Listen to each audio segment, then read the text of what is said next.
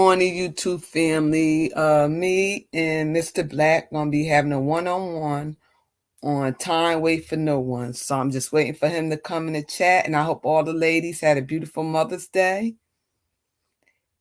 And again, we're gonna be talking about time. Wait for no one.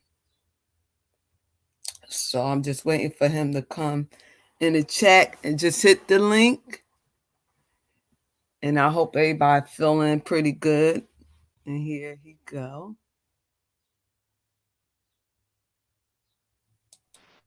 Good morning. Good morning. Hold on for a minute.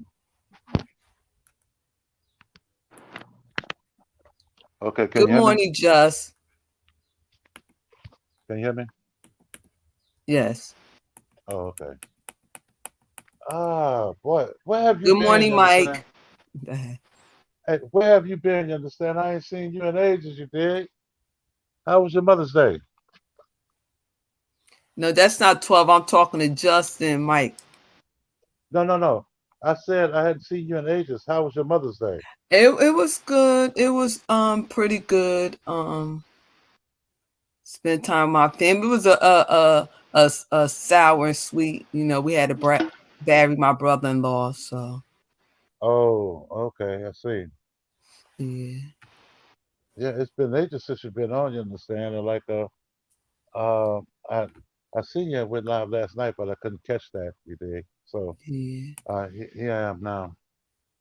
yeah. I Uh, just had to spend time with my sister. In her time of uh, mourning. oh yeah. Yes. Well, you're a choice woman, you understand, and like you do the things, you have the wholesome values that you try to display on YouTube. Mm. Uh, you know something? This title, "Time Waits on No One," is kind of a unique title. All right. Um, I've been feeling some kind of way lately about YouTube, the hypocrisy on it, um, the characters on it. YouTube is a beast of its own kind that like if you if you're a decent person and you really have morals and principles, you realize quickly after you've been in for a while that you stepped into a realm of darkness that like you really have to adjust to. And YouTube has been very accurate and active lately with a lot of hypocrisy, jealousy, envy. Some of the stuff is kind of getting old to me because while some people are doing good content, there are a lot of others that are not doing good content. The content is basically evil and it's wicked. And I can't believe that people will waste their time like that because time wastes on nobody. So it's so true. It's so true. And it's, you know something, I've been trying to get a handle on what I've been thinking about YouTube because I don't want to be, the kind of person to sit back and complain about an atmosphere that I willingly go into. And other people say, oh, well, if you don't want to be there, don't be there. But it's a good media device for people to communicate, get to know each other, explore ideas, exchange information to build more character in their life. Never before have we had this opportunity to communicate with people across country and another city, another state, another country. It's at our fingertips. I And don't that's the think that you, beautiful thing about it too. that we can relate I to other people in different states and different countries. I don't think that people really appreciate it though for what it is. And then uh, YouTube is going to changes, you dig, and like it's going to be a little bit harder for people to communicate on certain channels, you dig, because if you ain't making money, you understand. Now, Google has taken over YouTube. All right, Google has been improvising various changes, you dig, on different channels, on different shows, and what have you. They're putting some videos and algorithms, you dig, and all that right there. But Google is about making money, and if Google get to walling up, channels like they're doing, with these live streams, you know, um, like Netflix and all that, people are gonna have the freedom to go from channel to channel, you understand, and to make good content, whether in the chat room or even on the channel. But time waits on nobody. And waits on nobody.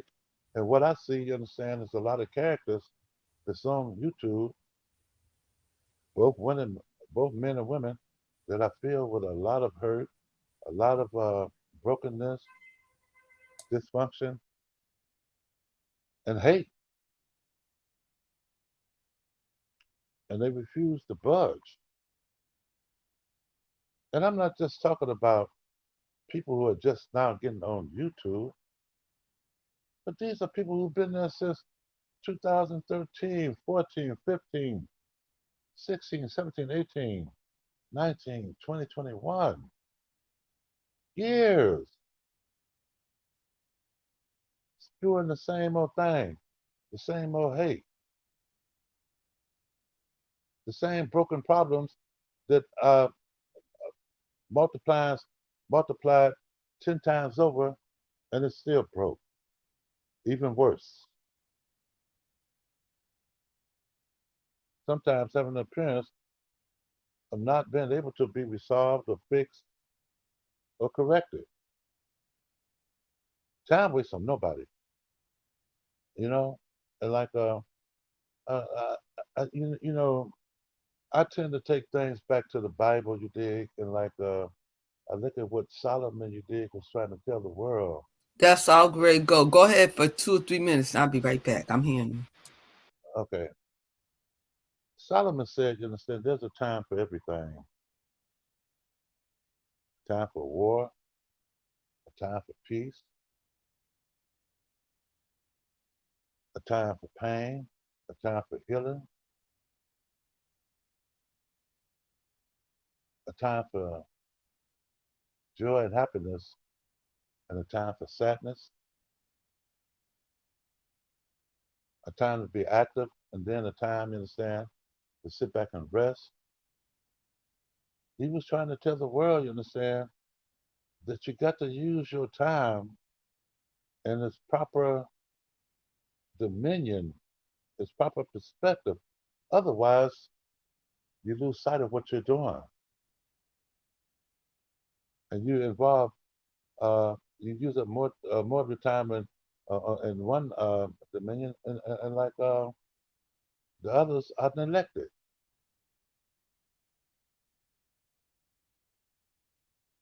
I see men and women on YouTube who should really be focused on their families because they have children, they have Yes. households, and like they just stay on it night and day.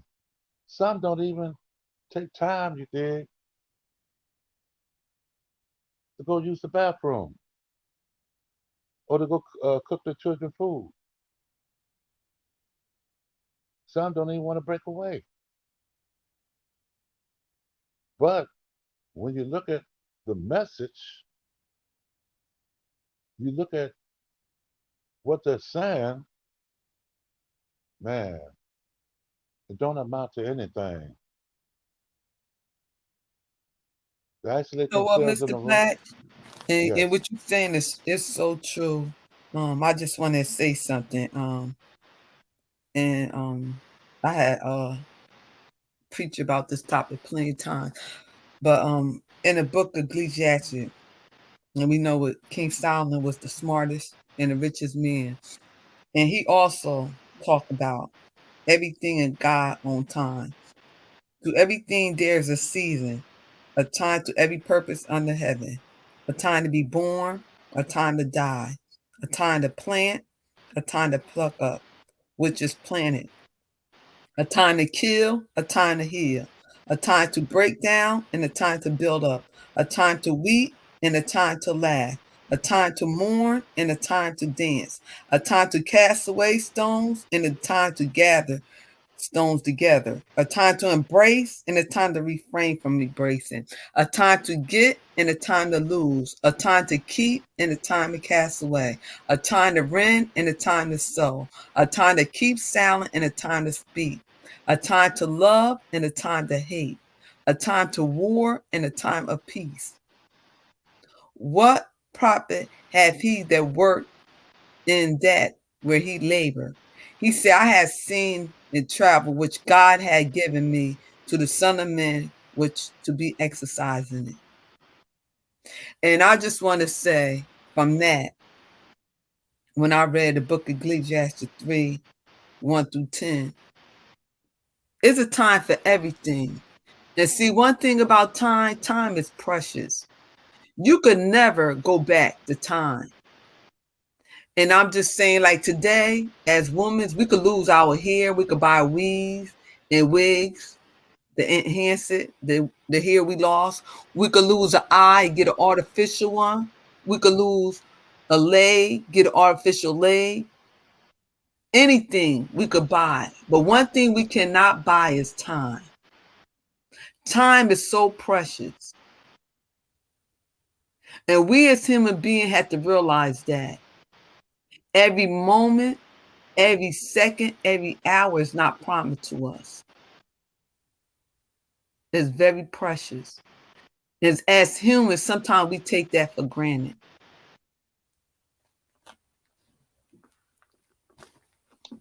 Okay. Uh, I agree with everything that you just said because I see how foolish the behaviors are on YouTube, both men and women. And like in the foolishness, they don't even realize that the clock is ticking. They don't realize, understand that we're not on our time, we're on God's time. But if you bring up the word of God, everybody you did got their own philosophy of how they want to relate to that. But you can't approach God with a philosophy. You can't approach God with human wisdom and say that you know enough, you dig, to not admit to the reality that you know nothing at all. You know nothing about nothing. And yet I look at these ego jams on YouTube and I say, wow, where's the character? Where's the honor? Where's the integrity? Where's the dignity? Many profess to have it, but all a person got to do is shake a person up, you dig, by saying a couple of words that they disagree with, and it's on and popping. A person tries to share wisdom, and that wisdom, has to be challenged. What gives you the right to sit back and try to tell me anything? uh, Mother's Day, and I got to bring this to the table. Mother's Day, you understand, I didn't really do that much. I called out to all the lady friends and, uh, my daughters, what have you, wishing them Mother's Day and what have you. I was going to do a live because I heard such a negative content by uh, a female creator, you dig, in terms of her subscribers. And like I said, you know what? I got to respond to that because uh, I'm so sick and tired of seeing black people being hustled and scammed on by other black people.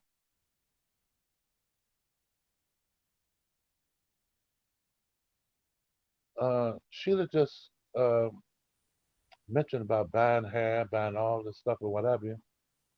And the reality is that we are a billion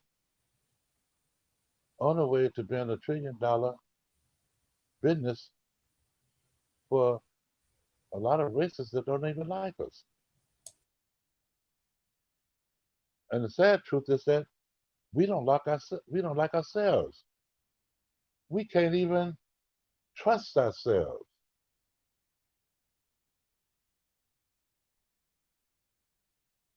Men and women on YouTube don't even trust each other. And they don't even know why. They have this distrust.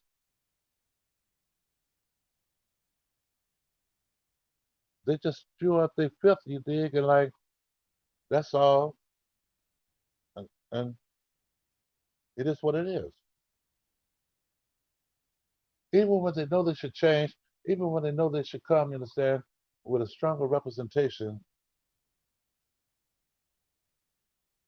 they know they ignore the obvious demand of character. Hey, this is what I am and this is what I think. Sheila, I want to ask you a question. Go You ahead. there? I'm here. Do you trust people in general? I respect people in general. I respect them until I know them enough to trust them. I have to know you to trust you. Okay, so how am I to interpret your answer because you didn't answer? Do you trust people in general? Yes or no? No. Okay, and I guess you don't trust them based on the fact that you don't know them. All right. Uh, How can you trust? And then again, how can you trust somebody you don't know? the thing of it is that like we come, you understand, with that preset standard that God, has placed in a as a baby to trust everything until it shows us that it can't be trusted. You know, a child trusts everything because that's how they come out the womb.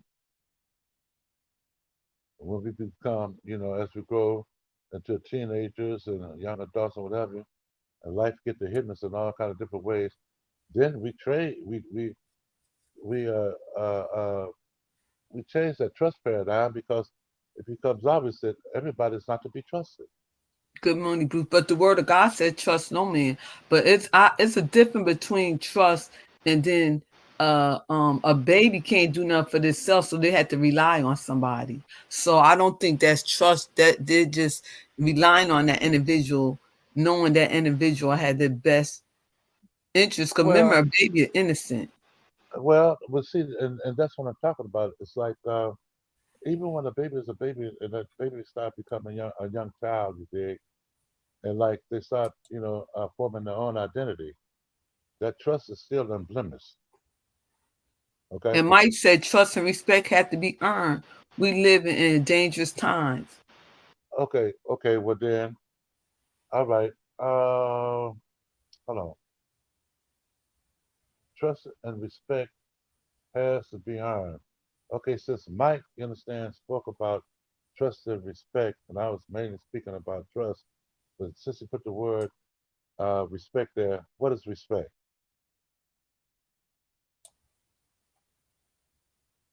Good morning, Bruce. What you say?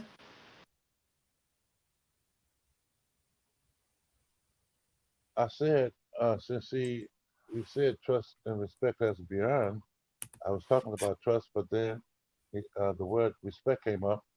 What is respect?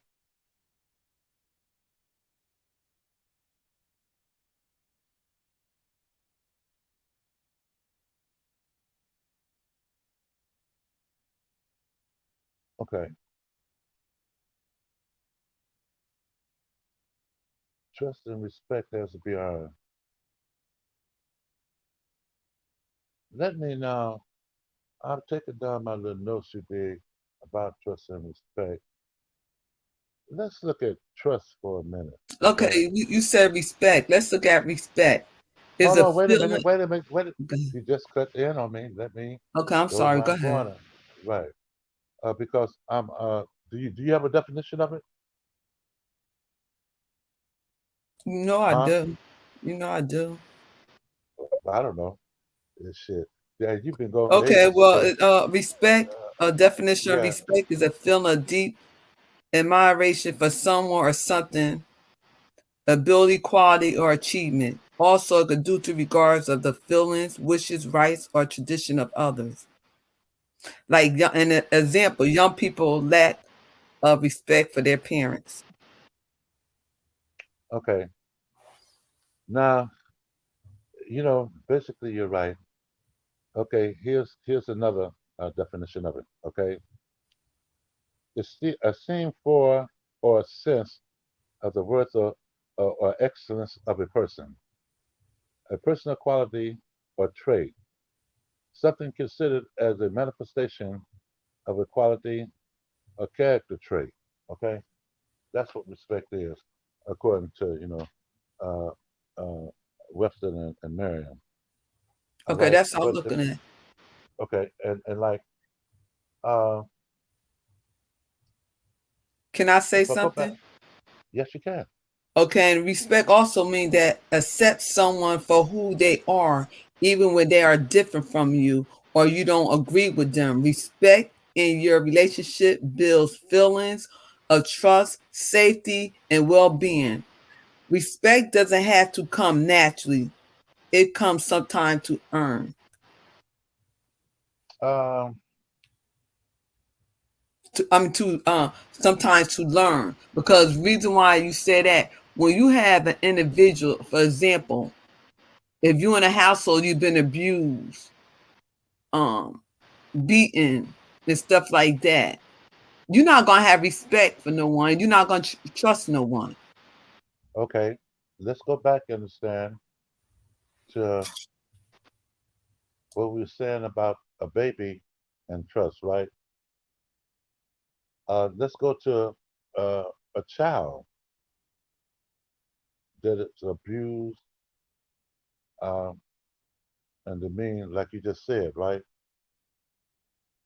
If that child doesn't have another model, another representation of a character or a trait, they will come to believe that that abuse, that demeanment, is a normal thing.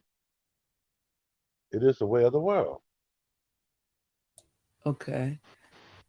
And then how do And you build up a trust from a baby? You're paying what what attention, what listen to your child what feelings. see what I'm saying is that like uh, all humans when they grow, you understand, they grow with Okay. un they grow with an untouched, you understand, trust and what have you. And like from that trust, uh, it's only when they begin to interact with the world and how the world comes at the child that the child,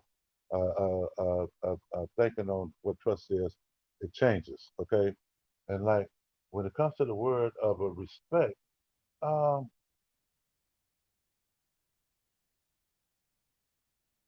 I think that as you grow into the world, that's when you start realizing you dig learning what the worth of other people are and learning how to look at their character traits and sin. If you understand you dig, you can respect them or the respect that is given to you because of how you carry yourself. and the way that you carry yourself. Which brings me to self-respect, right? A proper esteem or regard for the dignity of one's character. If the mother or the father don't teach you about character and what it is, and you don't learn what the uh, underlying principles are, then you're not going to know what character is, and you're not going to have a healthy a healthy esteem about character because if it's applied to you in the wrong way, you're going to grow up thinking that self-respect and respect is something completely different than what it is. And now I took out the time to really look at these definitions because I was looking, you understand, at YouTube, and I was saying, well, how many people actually do trust each other? How many people actually do uh,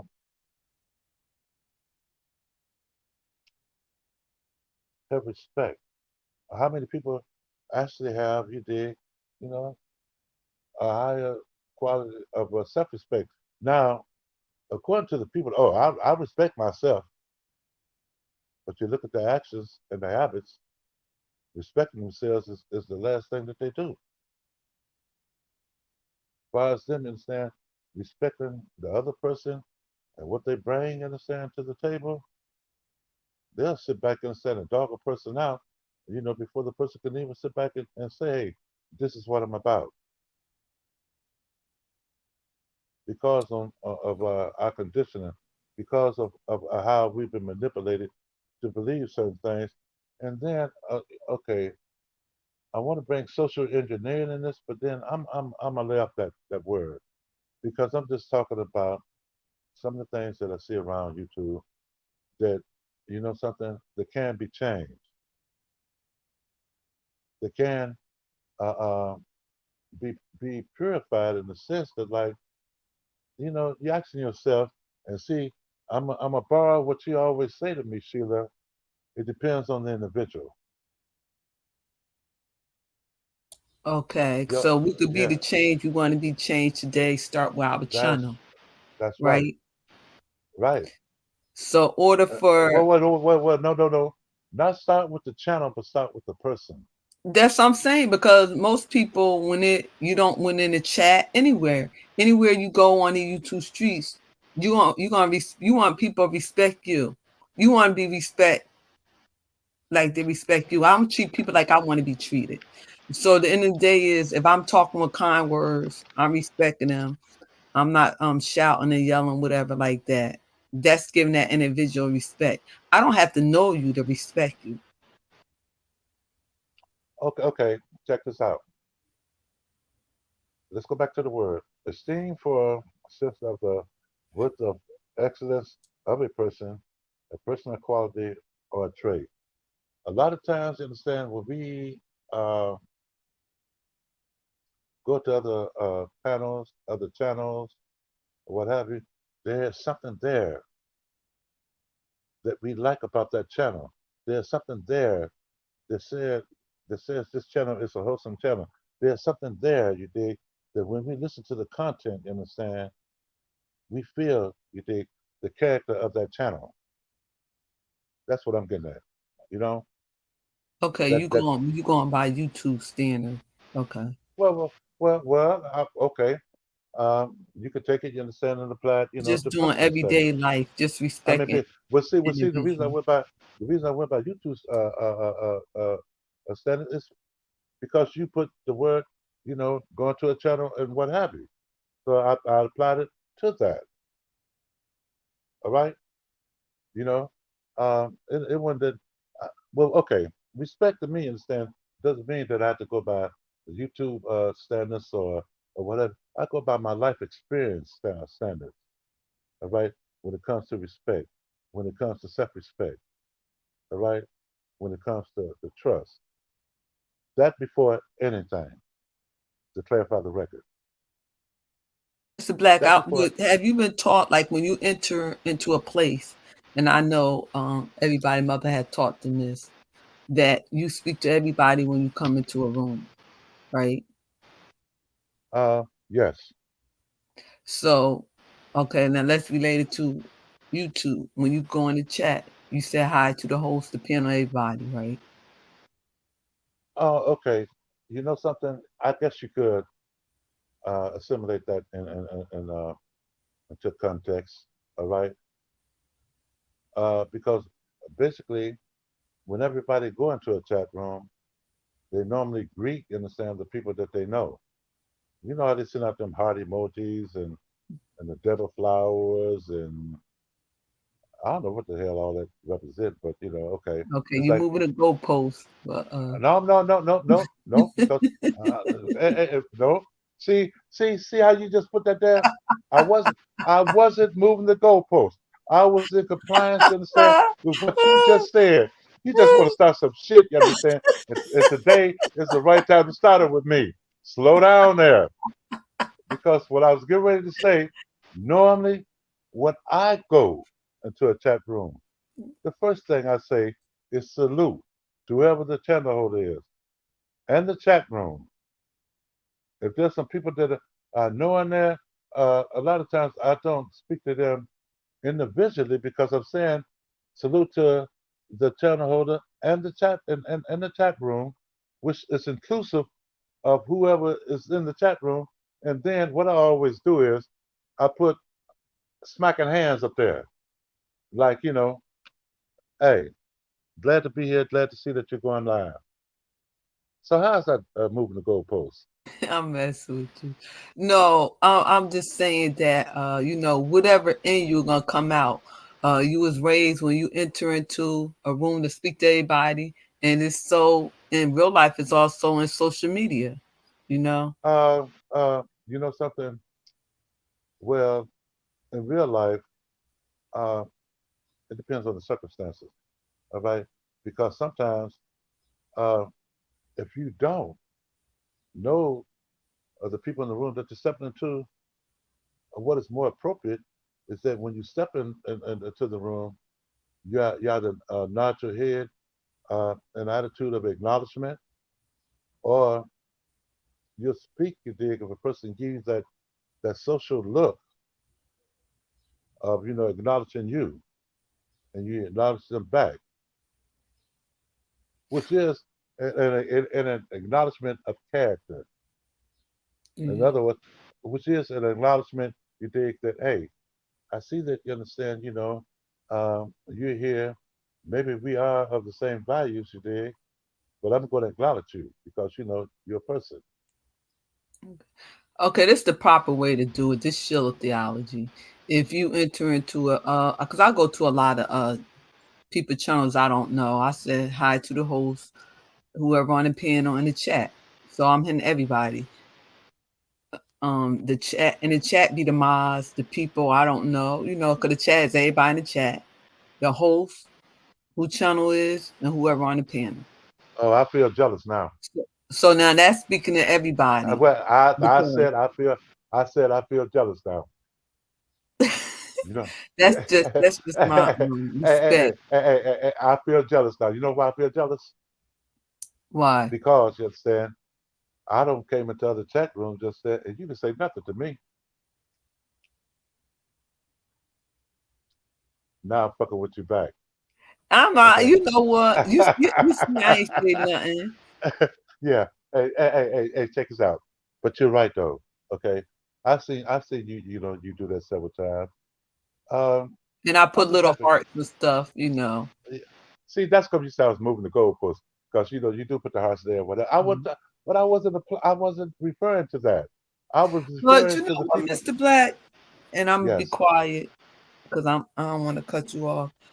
I Okay. always say sometimes a lot of we don't never know what a person going through, and I know I'm Exactly. off topic, and we don't No, know no, the you on hustle. topic.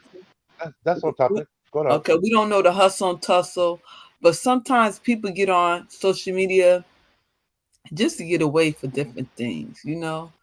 just to Hmm. get entertainment, just to, want to clear their mind, or, listen to something positive. Maybe we don't know on their job or their home, their household negativity. So that's why I try to be the light in my space on social Well, media. I don't well, try to bring that negativity, and I try to just speak to them. Maybe you speaking to them, giving that heart that flower day, making it day, you know? well, you know something? Not only that though, okay. I think that hold on. I had a thought you did while you were speaking. Let me bring it back up because I think that okay.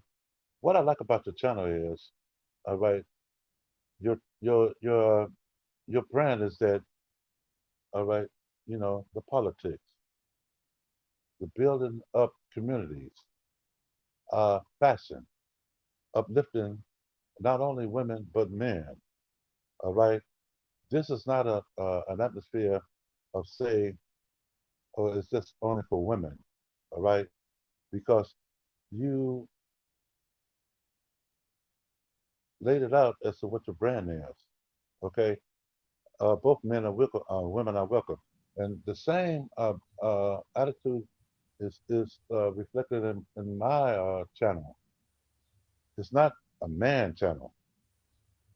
It's a channel, you understand, where when I first thought about what my brand was going to be, and I said, you know something, let's have the conversation. That is really the brand of my channel. Let's have the conversation. And a lot of my earlier videos, I would sit back, and the first thing that I would put in terms, of the topic, let's start the conversation, and then I would put what the conversation was going to be about. All right. Okay. Getting back to what you was just saying, though. Yeah, you don't know what a person is going through.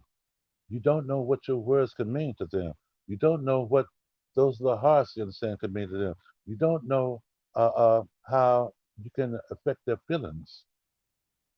You just don't know because people don't reveal everything that they're feeling.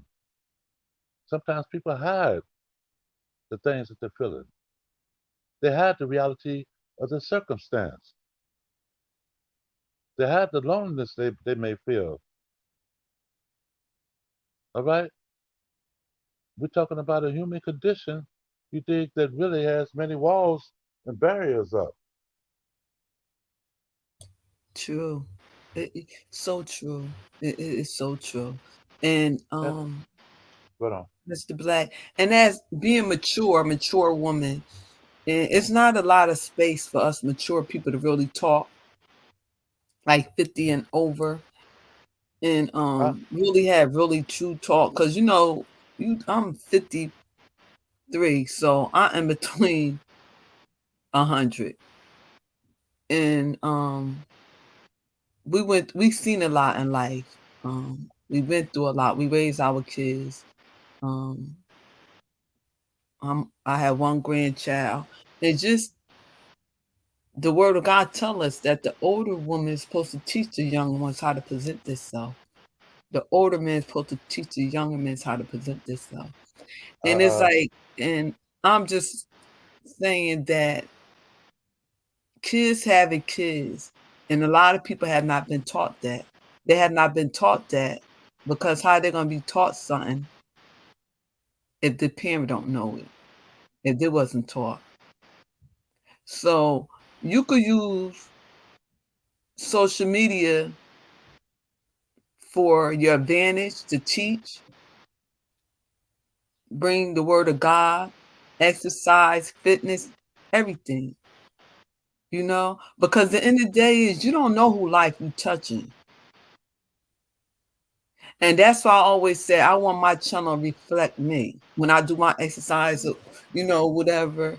And when I speak or whatever, what you see, what you get. It's not an acting, it's not a show. This is me, and this is what I do in my everyday life. yeah. I advocate for people. I minister to people, you know. and I help people solve their problems. So the end of the You day is it's not about likes and views. It's not about drama. It's not about bashing one another or and I'm not even gonna use that word bashing because we could agree to disagree. It is not about tearing down my sister. It's not about tearing down my brother. You know what I'm saying? Because Jesus said, when you do this to the least, you're doing it to me. And we don't know. Karma is something. And like I said, the topic, time wait for no one. You don't even know if you're going to see that person the next day. But if exactly. they pass away, I know you remember the last words you said to them. Was it nice? Was it uplifting? Was it tearing down? Was you cursing them out? And see, that's so we have to stop taking one another for granted. We had to stop taking our good morning, 2300 Jackson. We had to stop taking one another for granted. We too spoiled. Some are selfish, and it's all about us, but it's not. It's not all about us. Uh, you know something? When you we started this live, and I asked you how your weekend was. Mother's Day, you said you had to attend a funeral, okay? And no doubt, there are people out there on YouTube that you know probably went through the experience of death or losing a loved one, uh, dealing with a loved one that is sick or unhealthy or what have you. And like the time is always ticking. Excuse me, I meant to say the clock. The clock is always ticking. And I have, several insights into how that goes. And a lot of them is sad though, because time waits on nobody. Time has its purpose, you understand, to keep ticking. But we are caught up in the throes of time. But when it's time for us to check out, when it's time for us, I mean, anything can happen to us. We could be full of health, we could be full of strength and all that. But you can go out there, get in a car accident, or any kind of accident could befall you. When you can walk past a building, you understand, and a brick suddenly come loose, you dig, and hit you on the head. Or like we see, you dig, so much, in society now, is that going to the gas station, going to the grocery store, going to school, or what have you, a person can get into a shootout, you dig, and you end up getting killed, or here it is, a person you dig, just say feeling, good on that day, say, well, you know something, I'm gonna take everybody out. And those are just minor examples, because let me tell you something. When I say that, the clock is ticking, and we just said, you, there's no telling what a person might be going through. You know something? There may be children out there. I mean, there may be mothers and daughters out there. The mother is fighting like hell against her daughter, trying to tell her how to do things or whatever. But then she's accusing the daughter of trying to sleep, you understand, with her man or her husband. And the daughter, you understand, you dig, is not trying to do that. It might be the husband, you dig, or the man trying to sleep with her. And how many other testimonials, can we sit back, and say this is what's happening? A boy going through the same thing, Right, right, or some of the people on YouTube are going through it, and they profess to have control. They profess to be on top of the situation, and they know they ain't. right. They they know that when they shut down YouTube, they got to look at the same four walls that they've been looking to, and either they're going to reflect failure, dysfunction, Yes, success, peace, all that. All right, and if it's hard to be real to yourself, because we tie ourselves into knots of self denial. I mean, literally knots. Hey, let me ask you something. Uh, have you ever seen how a python, you understand, wraps itself, you dig, around its prey when it, gets attached to it? The python do one thing with its head, and I then see the that at body, zoo. hey, and then the body seems like they have a life of its own. It turns, it causes it to so many raps, you understand? Like say, what the fuck is controlling that? That's how we are with our insides. Well, sometimes we could be our worst enemies, you know? Sometimes we are our worst enemy. Yeah. And that's where it And, comes with self-examination, you know? and then don't want to admit it. Okay, here's another thing that I see on YouTube. Uh, a lot of times you dig, I see the information is put out there to people. Excuse me, you said what? I said the information is put out there to people Hmm. There's a on how lot to of deal. information. Wait a minute. On how to deal with the situation. And check this out. It's put out there in a way that if you download it, you can go back to it over and over and over again to create change inside yourself.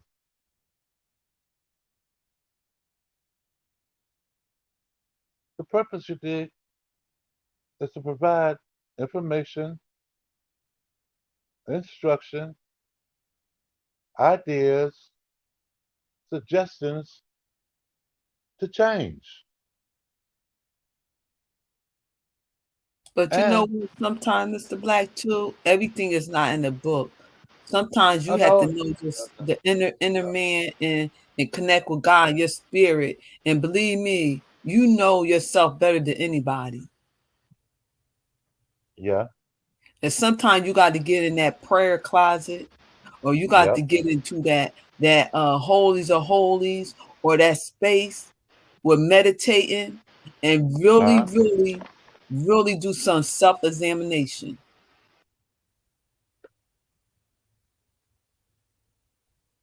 And a lot of most people don't want to do that. I think most people have a fear about looking I'm inside not of saying themselves. most, I'm saying some. Well, no, we're talking about the human condition, though. All right, and like that's a little bit different because we're talking about collectively what do we do to become the change in us. All right, change don't happen. The happen, you understand, um, at a neck break, a neck breaking speed. You know, like Dr. Phil used to come on, you understand, TV and say, I'm a treat your life problem you think that you've been having all your life in a matter of 20 minutes or 30 minutes. See what I'm saying? But That's then it should be a certain age that when do you start mentoring others, the younger ones? Because then I have a problem when you still 60, 70, 80 years old, still trying to find yourself. I mean, when well, to get to a point when you could start, giving okay, your wisdom to younger people. okay, check this out. And you brought back a thought that I was thinking when you were speaking prior to this about something else. Uh, the respect that we used to have for our elders, we no longer have, you dig, or shall I say, some people no longer have because our elders are getting out there and doing some of the same foolish things that the young are doing. Matter of fact, I saw this past weekend. An elder get into the controversy that is prevalent out there now on YouTube. And I say, you know what? Why would that older man get out there and give his opinion like that, knowing that he's wrong? All right, knowing I'm talking about someone that uh, some YouTubers like, but he showed me a different thing, and I think that the elders you dig are building, some of our youth, and our youth you dig, they're in a catch 22 position because they say, well, who do I turn to? I can't turn to my peers because they just as messed up as I am. I can't go to my mama and talk about some of the more serious things because she's hurting herself. And my dad, you dig, he ain't around. And when I do talk to him, he ain't gonna give me the real talk that I need. So a case by case basis, I think that in terms of your maturity, in terms of your knowledge, you dig, in terms of your self examination, in terms of you dig, have you explored what the many things that we can get caught up on and our hangups. Once you get past that, you can't go out there and mentor to some uh, young people and put them on the right course. And this is Hey, something. you brought up a lot of good points too. Hey, and this is something you did that has been occurring for the past 30 years. But I had came up with Everybody, a red table, Mr. Black. huh? A red table for the young ladies, because we know a lot of kids can't talk to their mom or their brothers, their sisters, or different peers, or different stuff. So the red table was whatever we say, stay here. Man, it was like a little sisterhood. And the first rule was tell anything we say here, stay here. You know, Uh, we had to be respect one another.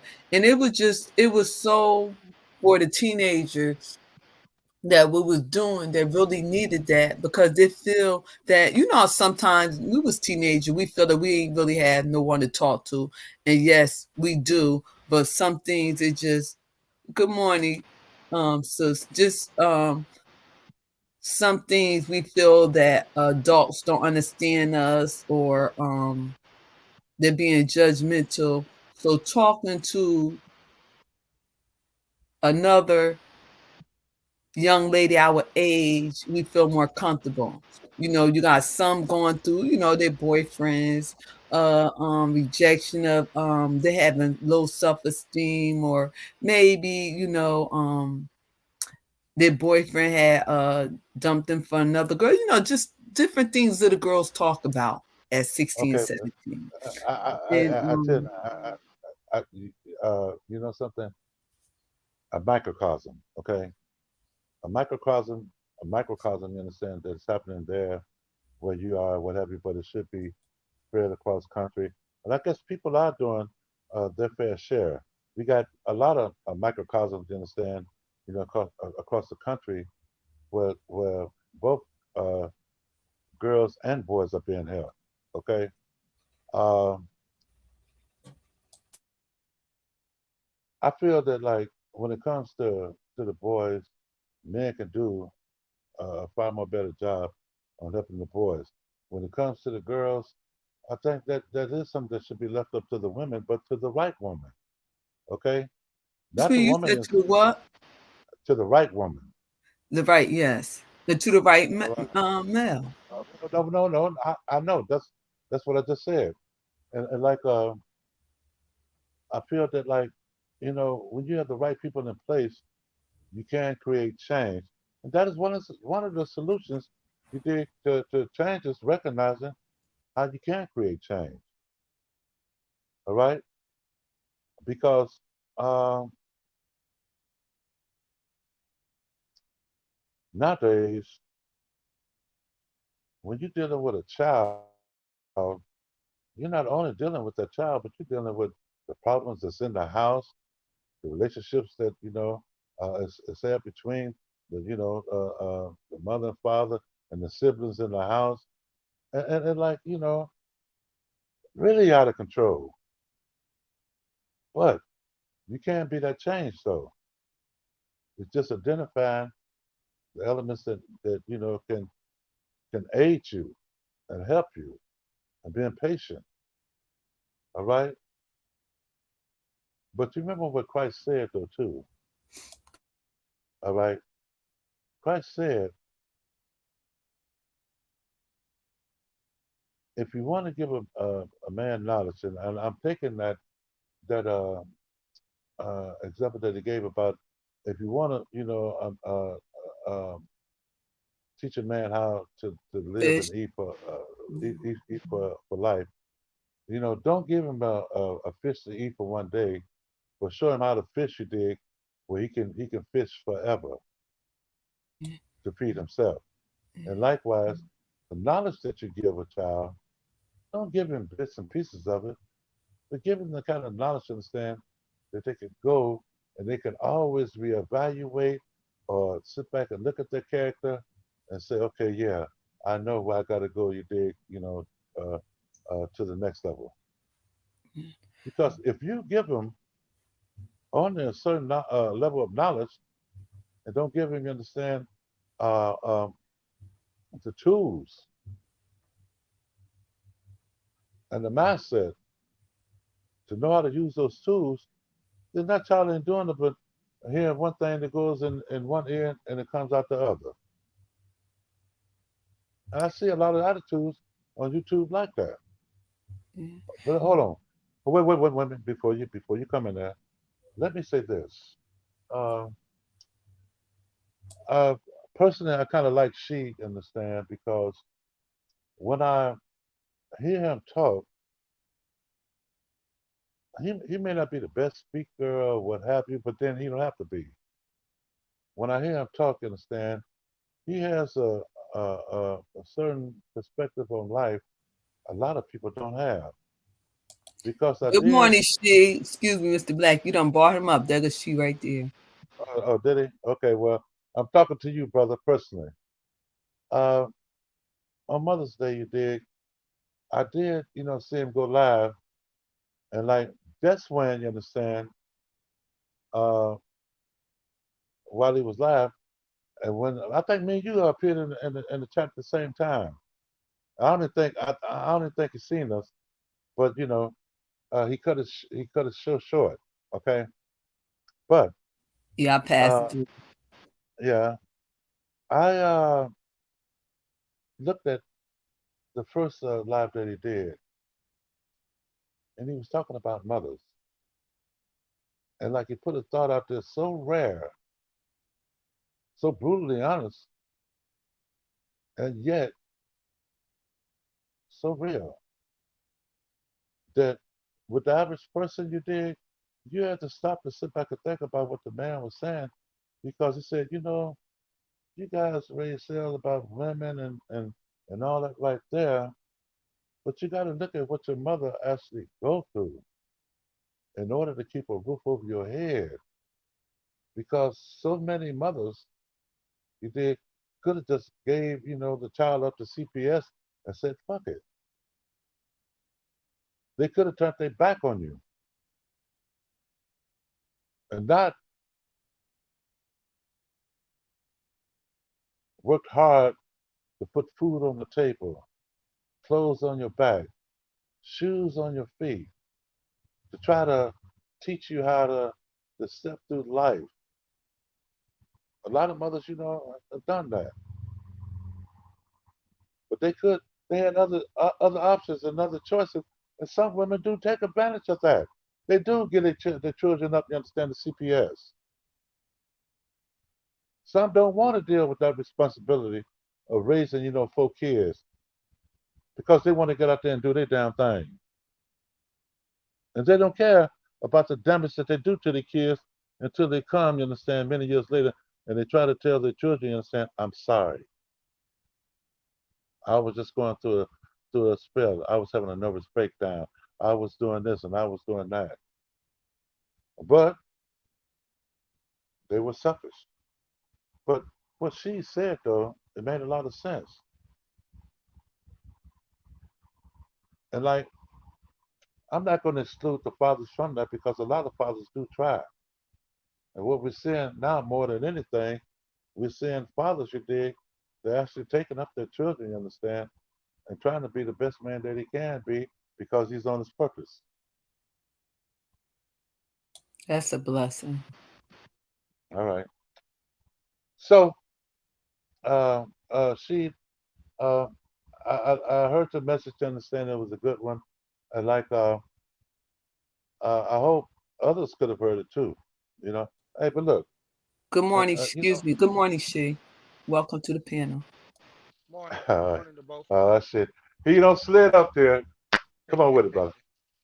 Yeah, like I was saying at Sunday, we always have so many guys that's, on the panels and talking so bad about the women. And, your mother easily could have just, gave you up for adoption. She could have, aborted you before the situation even occurred. The fact of the matter, you was born and you live. You know how many young men and women get put up for adoption, never seen their parents.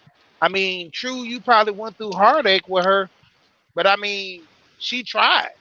Most Yeah. parents don't even try, Hey, you and know something? it kills them. Go ahead. Hey, no, no, I just got to, I'm sorry for interrupting you, but like, I got to put in there, do you know how many abortions Exactly. are being done monthly and yearly? Go on, brother. Yeah, because I mean, I know a girl, she had like 7 abortions, and it was to the point where she had a daughter.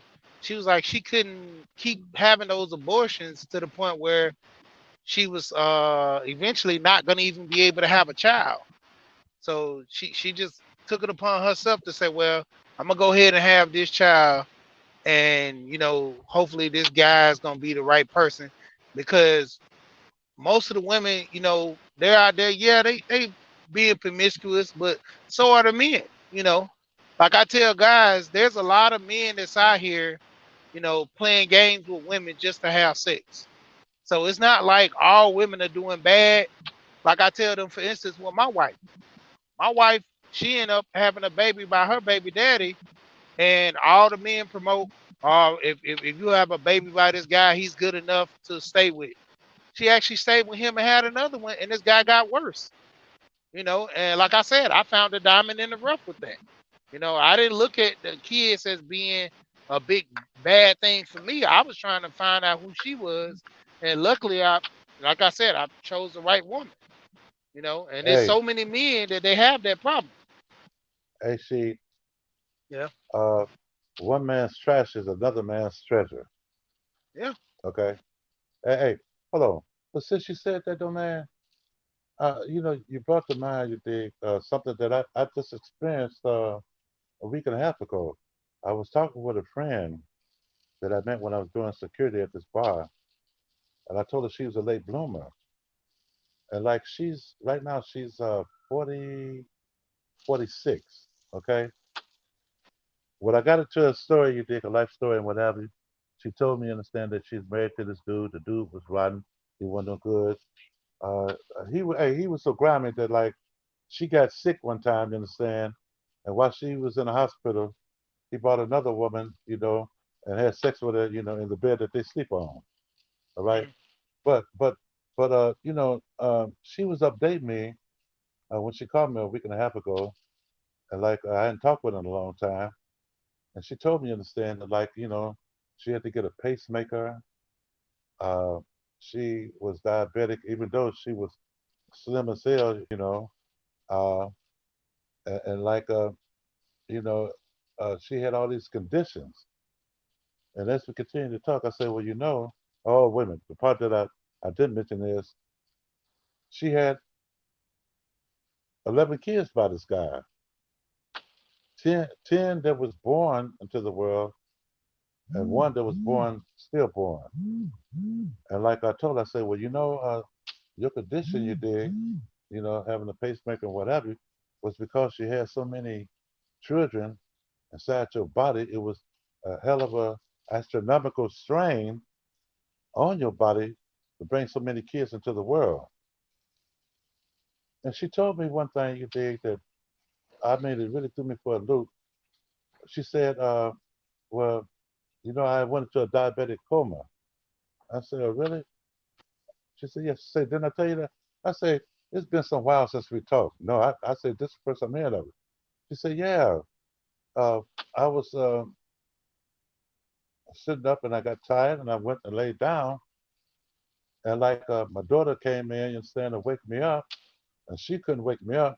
So she sent my ex in there, and like his way of waking me up was spilling all on me and kissing on me. She said, if I'd have known that, I would have woke up because, they ain't together no more. And you know what they did? She's in a What's that? coma. You know what they did? Mhm. They walked out and left her there. All right. And like they went to another sister and say, hey, uh, you should go in there and see if you can wake mama up. You dig? And like, cause she didn't want to get up. Another sister came in there and tried to, rouse her up, and she didn't get up. She had the instinct to call, 911. So when it comes to the children and really looking at things, you dig the way that they should look at them, they're not. They're complaining. You dig? They're complaining, and the dudes are complaining, and like something, both one of her daughters and her ex-man walked away from her while she was there in a diabetic coma. And if the one daughter he did, had came in there and really went through the genuine efforts of waking her up, she would have died right there on her bed in her sleep. Mhm. You know. Yeah. It, So it's people. it's So funny. But Go ahead. excuse me, guys. If is old Jack CO1 trying to get on the panel? Anybody trying to get on the panel? Show your arm or your face or whatever. Because I think someone was trying to flash this channel again. But go ahead, guys. I'm sorry. Yeah. But I was gonna say I did a live yesterday morning, and basically I was talking about guarantees, and I referred to that with your wife, your husband, even your kids. Your kids are not guaranteed in life to be there for you, to love you. I mean, as they get older, all the things that you did for them when they were kids, they can throw all that away for one simple thing. That say if they want to borrow money to buy a car and you don't give it to them, they'll spite you hmm for the rest of your life. You that's know, right. Mhm. even in relationships. Like I told people, a lot of men in this space want a guaranteed marriage to where I tell them, I love my wife. My wife loved me, but at any moment she can get up and walk out the house and never come back. It's not a Okay, guarantee to be married. okay, hold on. But let me ask you a question now. I know you probably just came in the chat. Uh huh. She, do you trust your wife? Yeah, I trust her. Okay, and what is that based on? It, but pretty much our trust is based on love and us actually talking with each other. That's what a lot of things in relationships people don't talk. You just take it for face value. If we married, you shouldn't do certain things. No, you got to talk about what needs to be done, what don't need to be done. A lot of people don't talk in relationships no more. A lot of just people just assume, you know, like if I'm married, I assume you shouldn't cheat on me. But then the other person, they're cheating. Like, well, I assume she shouldn't cheat on me. So if she cheating, she wrong. But I can cheat because I'm a man. Yeah. That's when the trust is broken. You got to Okay. understand what. Go ahead. Let me ask you another question then. Do you trust people in general? Yes, Okay. to a And what is certain that extent. based on? What is that based on? What is that? A What lot is of that? What is? Well, wait a minute. What is that certain extent? the certain extent is everyone pretty much has some level of trustworthiness, but it comes like I said with a certain extent because you have the tricksters, you have the gamblers, all those type of people that are connivers that like getting over on people. I can trust you by what you show me. If Okay. you do me right and do someone else wrong, I see the level of trust I need for you. Okay. Okay. Hold on. So okay, let me say this then. Excuse Say me. like Good morning. We have someone else on the panel code. okay. Hold Jen. on. Yeah. Hold on. One minute. Thank you for being. Yeah, I see. So let me ask you this. Say like I came to your city, you understand, and like I caught a fan there, what have you, and like you invited me over your house, you understand, and like now I just met you on YouTube, right? And Hmm. okay, I come to your house and I say, hey, well, she, let me borrow your car, you understand, for 1 minute, you dig? I want to go and check out this right here. I heard about it. Uh, I can make my way around the city. Would you let me borrow your car? Not just not off the bat, because I mean I've done that from a guy from YouTube. Yeah, Actually, it's a guy that came from Texas. Me and him been talking more or less, and yeah. we started interacting more with each other. He actually came here, and I actually let him borrow my car to make some money doing I think DoorDash. I've Okay, done that, but it was a level of trust we got by talking so much, actually going exactly. and hanging out with each other. Other than that, I'm not just gonna let a random guy just off the rip. There's Yeah, no level of trust there. well, Right. because you got to know the person. You got Yep. to you got to know the person. Okay. The other gentleman that came up, you can speak now, brother. Young lady, I think. Oh, I'm I'm a sister. I'm a sister. I'm not a brother. I just got Young short lady. hair. Oh, hey, hey, Hi, well, hey, check this out. I'm looking at my phone and I see the J. I don't see the little small print because I ain't I got know. my bifocals Oh on. no, Sorry. that's You okay. know. It's okay. It's okay. All right, I hold was on. just wanting.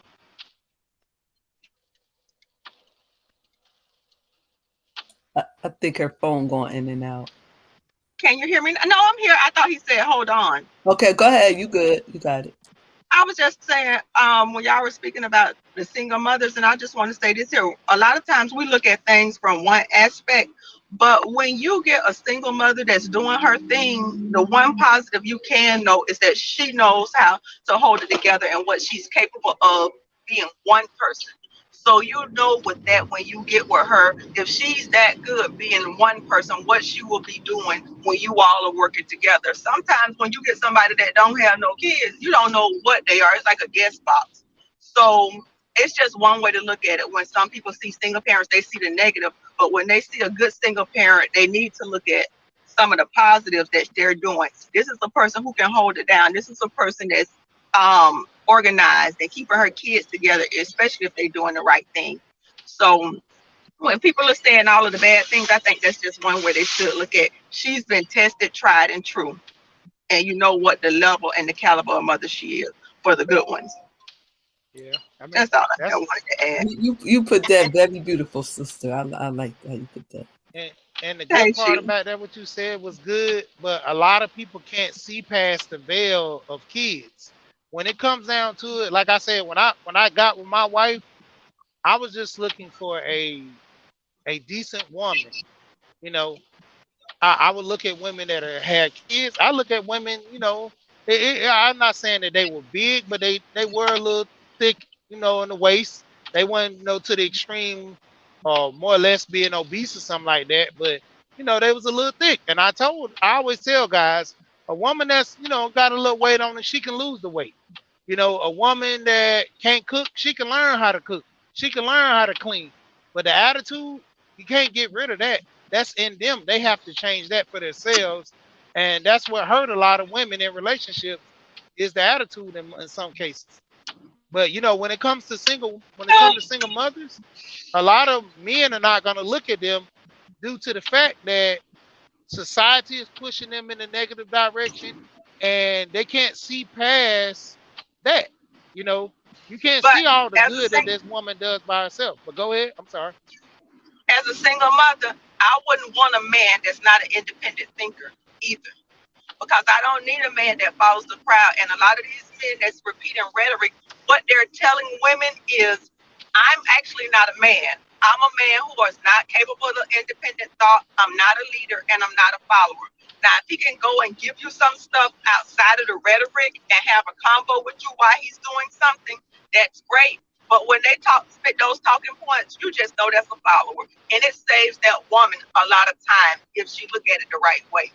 You're somebody I didn't need anyway because I don't need a weak man that's led by other men. Okay, That's let me ask the question. What you say your name is again, sister? this Jay. I'm probably Koja or Okay, Jay, either one, no, Koja. okay, okay, Jay. Let me ask you this question. What is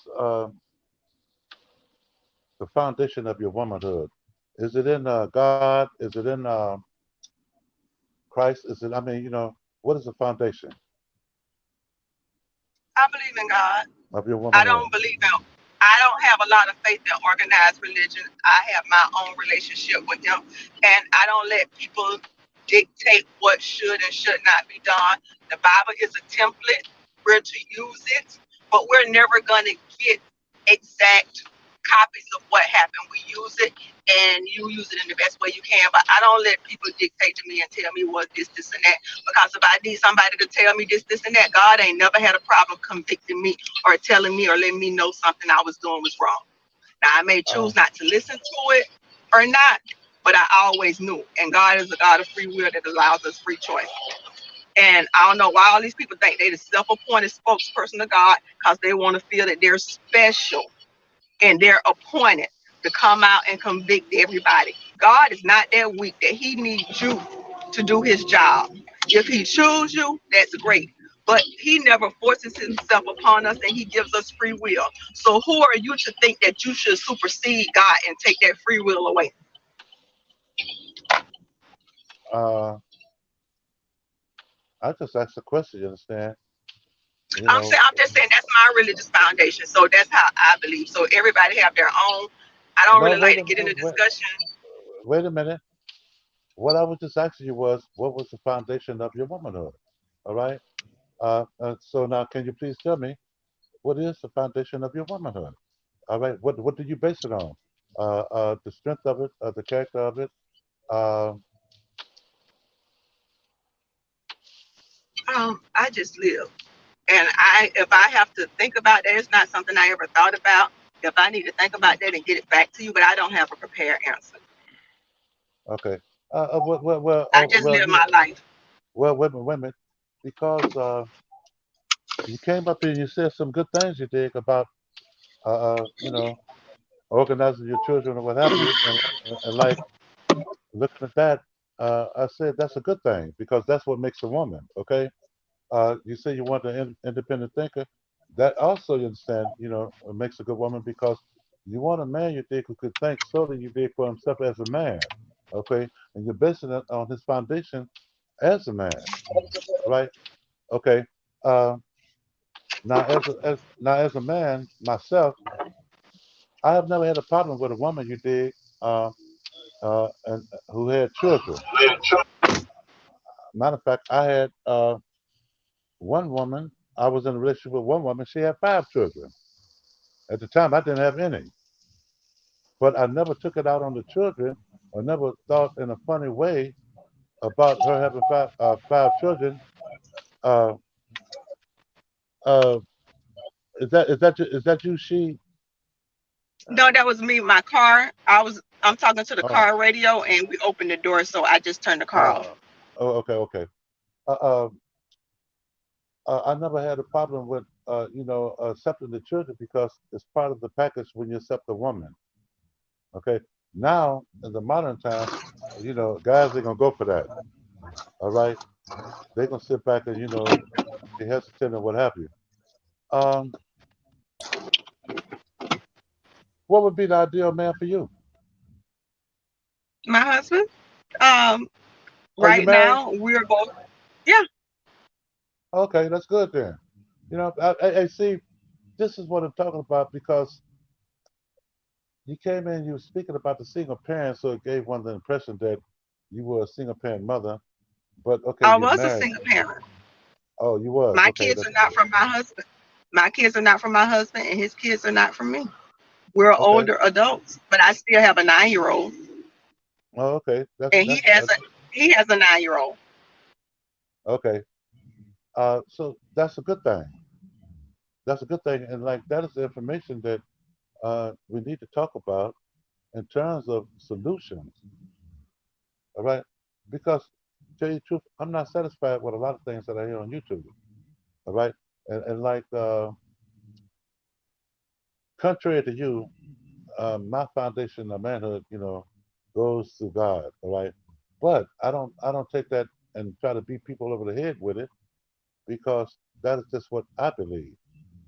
You know, so when I asked you what your foundation was, I was coming off based on what you believe regarding your self worth, regarding your dignity as a woman, regarding your character as a woman, regarding uh, what you've learned of yourself,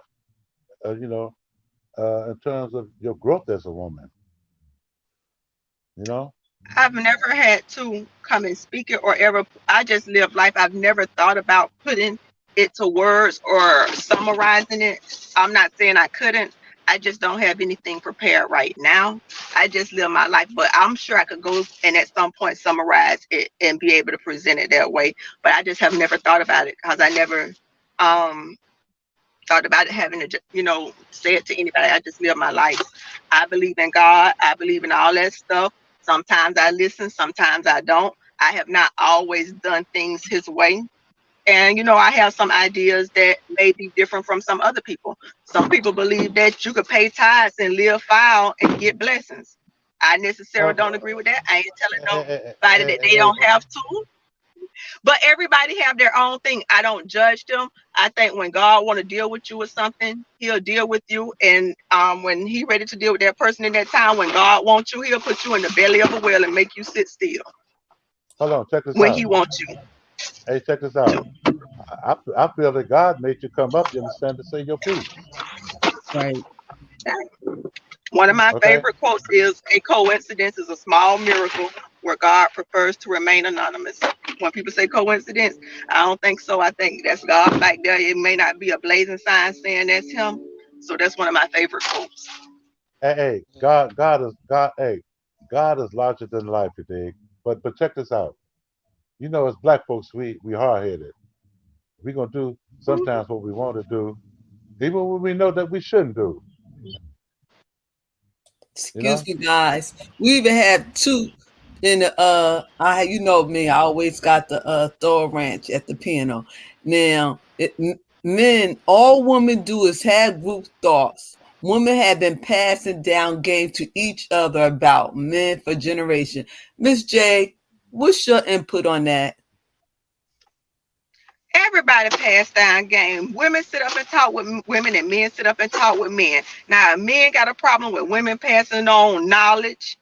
Some of the knowledge be correct and some be wrong, just like men pass on knowledge. Some be correct and some be wrong. Then it's a problem. Nobody should have a problem with somebody trying to pass on wisdom. The only people that I feel don't want women to have wisdom is the ones that's not securing themselves or the ones looking to take advantage of them. Because a man wants a wise wife. I hear a lot of talking points and stuff, but if you have a fool for a wife, and how it typically goes, a man marries a woman much younger than him. And if he gets in his old age and he done married a fool, who gonna hold him up when he is in infirmity, or maybe when he gets sick or have a heart attack? You want somebody that can hold things together, and that takes wisdom and knowledge. And we get our wisdom and knowledge, hopefully, sometime from our elders and other people. Okay, hold on. And Let me I love how you women. said it. Go ahead, Mr. Black. I'm gonna jump in there because you know something. I like how you took that word game and you immediately you did reference it to knowledge and wisdom. See what I'm saying? Because see, when you say game, a lot of people understand take that in a completely different way. You understand? And like they say, oh well, uh, I got to play these little patterns. You understand that I've seen other women doing whatever. No, knowledge and wisdom. You understand? You dig? Is what makes the woman. All right. And now sometimes I do use the word game. I say some fathers don't game their daughters up, but more appropriately, I should say that sometimes fathers fail to acknowledge their daughters up, with wisdom and what have you when it goes to approaching life. And you're right. A man has Yeah. got to make a good selection in terms of the woman that he wants in his life. He don't want a fool because that fool is going to disappear. It ain't going to be there when that man, should he get sick, his health decline. And the same way for a woman too. When she choose And that a lot man, of go on, go on. no, a lot of the people who are teaching, you have to be careful that they actually have knowledge. If you're with somebody who call themselves a teacher and they don't know different synonyms mean the same thing, then you really have to think, is this person just something that in their spirit and they not just regurgitating something they already heard? Because anybody who wants to put on that thing on themselves to be a teacher and a leader has to know all of these other things. And if they lack the wisdom to not be able to use different synonyms and stuff, Yes. then you have to question what is their criteria to lead. Well, you know something. Uh, that is another problem that I have. You understand with YouTube because a lot of professors be leaders. You dig? And like a leader has a special distinction to point out the things you dig that should be observed, as well as to uh, uh, inform the collective that this is what is hindering us, and this is how we could continue to step forward if we correct those things. Can I jump in there, Mr. Black? Because I'm about to get ready to Yes, you drop can. down. Okay, All hold right. on. When I always talk about, different relationships and things like that, because I talk about that a lot on my channel, I always focus on knowledge itself, Right. because even though some of this stuff is true about a lot of men not being around their daughters and, just their kids, their boys and their daughters in general, it's Yeah. because of, the relationship is not built with the mother. And in some Right. instances, you got to look at this. A lot of those men and a lot of those women chose wrong. I don't, I mean, if you chose wrong, that's upon you. You got to deal with that situation, raising that child with a deadbeat dad or, raising that child with a mother that spites you. Because when I talk about situations, I talk from both angles because Exactly. there's no woman walking around, all women are not walking around as angels, same thing as men. Both of us have our faults. So when you look at the situation with you just talking about, Sheila, the whole thing of passing down the knowledge, a Yeah. lot of young men don't get that knowledge and young girls. You know, I was on the channel yesterday where a guy was talking about women marrying marrying their dads instead of a husband. Most of the majority, instead of going into a relationship with a man who you want to spend a lifetime with, you looking for a right now guy who's going to take care of you like your father. You know, a lot of women, they get into that mode. Then you have the guys that go after the women that look good or have a big butt, and then ultimately they divorce in 5 years and say, "Man, she's a horrible lady." But when did you know she wasn't good? If you But if you they talk marrying a about, woman for her looks, that's all you gonna get is the looks. but see, they want to put it on the lady. But what was your intentions and was your intentions pure? Did you choose that woman with a lustful spirit? And that's why you chose her. But don't go and put it on the woman because at the end of the day, you chose her. Now look back in you and see what was wrong when you chose her. Because at some point, we all make a choice. But if we can't acknowledge our error, you can't move forward to get so you don't make that choice again. So we're so steady pointing the things out at the other people that we don't see. You still chose that. What was it about you? And if you don't acknowledge what you did, you're going to make that same mistake again. And we have a lot of stuff Because I mean, that's what I that's always say about a lot of women in abusive relationships.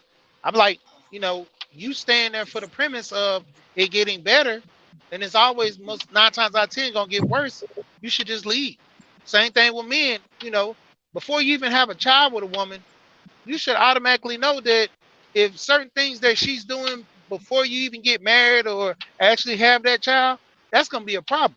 Because I always, to me, my instinct, if I'm having sex with a woman, there's a 50-50 I'm gonna have a child with her. So do I want to sit there and just have sex with a woman because she cute, and just rule out that she gonna be an unfit mother. She's crazy. I just want to hit. I've dealt with successful women with good jobs, and I actually turned them down because of an attitude dealing with a waitress one time. And most guys, like I said, most guys will just go ahead and have sex with her, just don't deal with her. I just cut her off altogether. Like I don't even want that, even like that type of spirit or whatever lingering with me, because if you can't talk to a waitress with some type of sense as a human being, I know down the line you'll eventually be talking down to me the same way.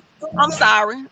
I'm sorry. I didn't mean for that to do that. Hold on, Yeah. guys. Zach, is that you? I don't want No, nobody to no, flash no. this I was phone. letting my window down in my car, and then the radio came on. No, I because apologize. Zachy, excuse me, Miss J. Zachy tried to come on. I don't know if it's Zachy or it's somebody trying to play game, trying to flash this channel. Have, If have him. you want to put him on, just take him off, right? If he trying to flash No, him. no, no. Check this out. Just have him cam up. You understand? So you can see. Yeah, Zachy, just show your hand or something. I'm the only one gonna see you because I had a lot of people trying to flash you. Okay, all right, okay, all right.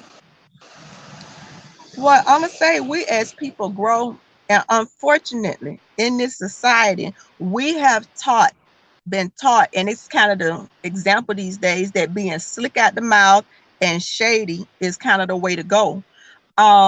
I would ask the person, hey, why did you do that? And sometimes we talk that that's cool. That and I actually seen it from little children on up.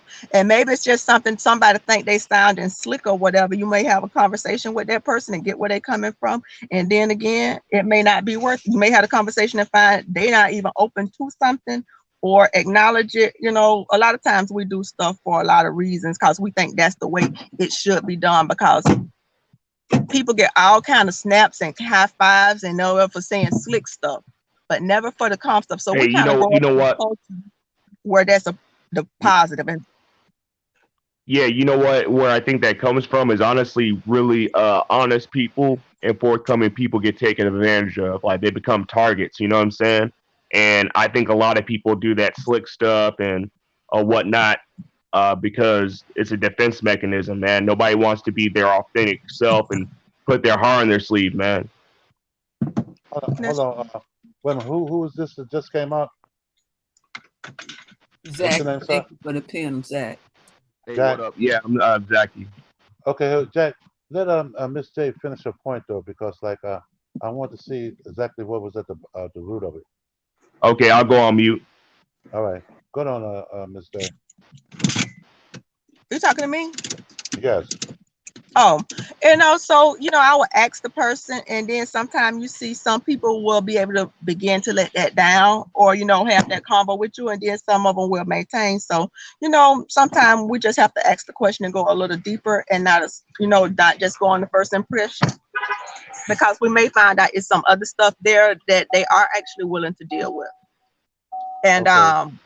and I just hope that none of us walk through this life perfect, and we all have learning experience. And I would hope that even if we were make mistakes, that people are able to recover from them, and that don't always be their scarlet letter. Okay. Let me say this real quick, and then I let brother Jack speak, because I want to respond to what you said. Um, Life is a variety of perspectives. Okay, perspectives, and like sometimes when life is reflected to us, we get caught up in one perspective and exclude our mind from the other perspectives of life we dig, which could enhance our understanding and our knowledge of things. Also, and I'm not going to go into it right now, but I will put this out there. A lot of the images you dig, and you spoke about them this day, because a lot of images that we see in society have been socially engineered. All right, and like we don't give thought to the socially engineered images that we see, but they're there and they're part of our life because it's what we think out and act out. All right. Uh, Jack, go on, brother. You got the floor. I got the floor. Yeah. Cool, cool, cool. I know I just came and chimed in. I don't want to seem like I was throwing a wrench in the conversation, man. First and foremost, how I hope you guys are having a good morning. Hey, Okay. Yeah. Good morning. Salute to you, brother. Yes. Yeah. So, what's basically kind of like the topic that you guys have been, chopping it up about, if you don't mind me asking. Time waits for nobody. And then we just started putting different stuff on here and there.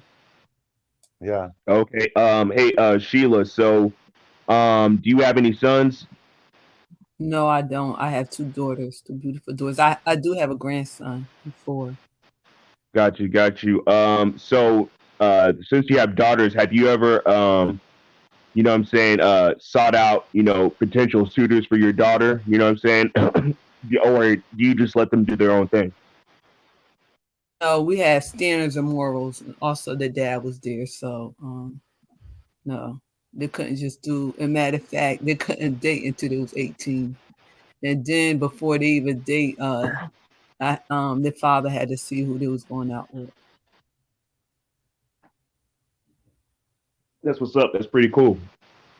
You know what I'm saying? Like, I was really rebellious, so I mean, I had my first girlfriend at like 16 or whatnot, but you know what I'm saying? I didn't lose my virginity until I was 18 because my pops had a really strict rule where it was like no females over at the house, and I had a curfew and stuff. So it was kind of hard for me to, like, you know what I'm saying, go out there and get wild and stuff like that. But when I did leave the house, though, I lost my mind. You know what I'm saying? Okay. Well, Jack, how many children do you have? I don't have any. Been married? No, I've been engaged but never married, unfortunately. Um, you said okay. Um, You doing something good. You protect yourself. You don't have no kids. What you say about that, Miss J? I mean, we hey, all I'm go gonna through that tell you, phase. Go the ahead. guys who get to 40 years old and ain't had no kids, it ain't always because they've been responsible. Some of them are sterile or have defective sperm because you'll see one or two girls may have had a miscarriage. So we ain't gonna give them hell no. all that Right. responsibility. Yeah, I I'm know not. what Hey, you I'm Some not just of them said, 40. there, Miss are J. sterile.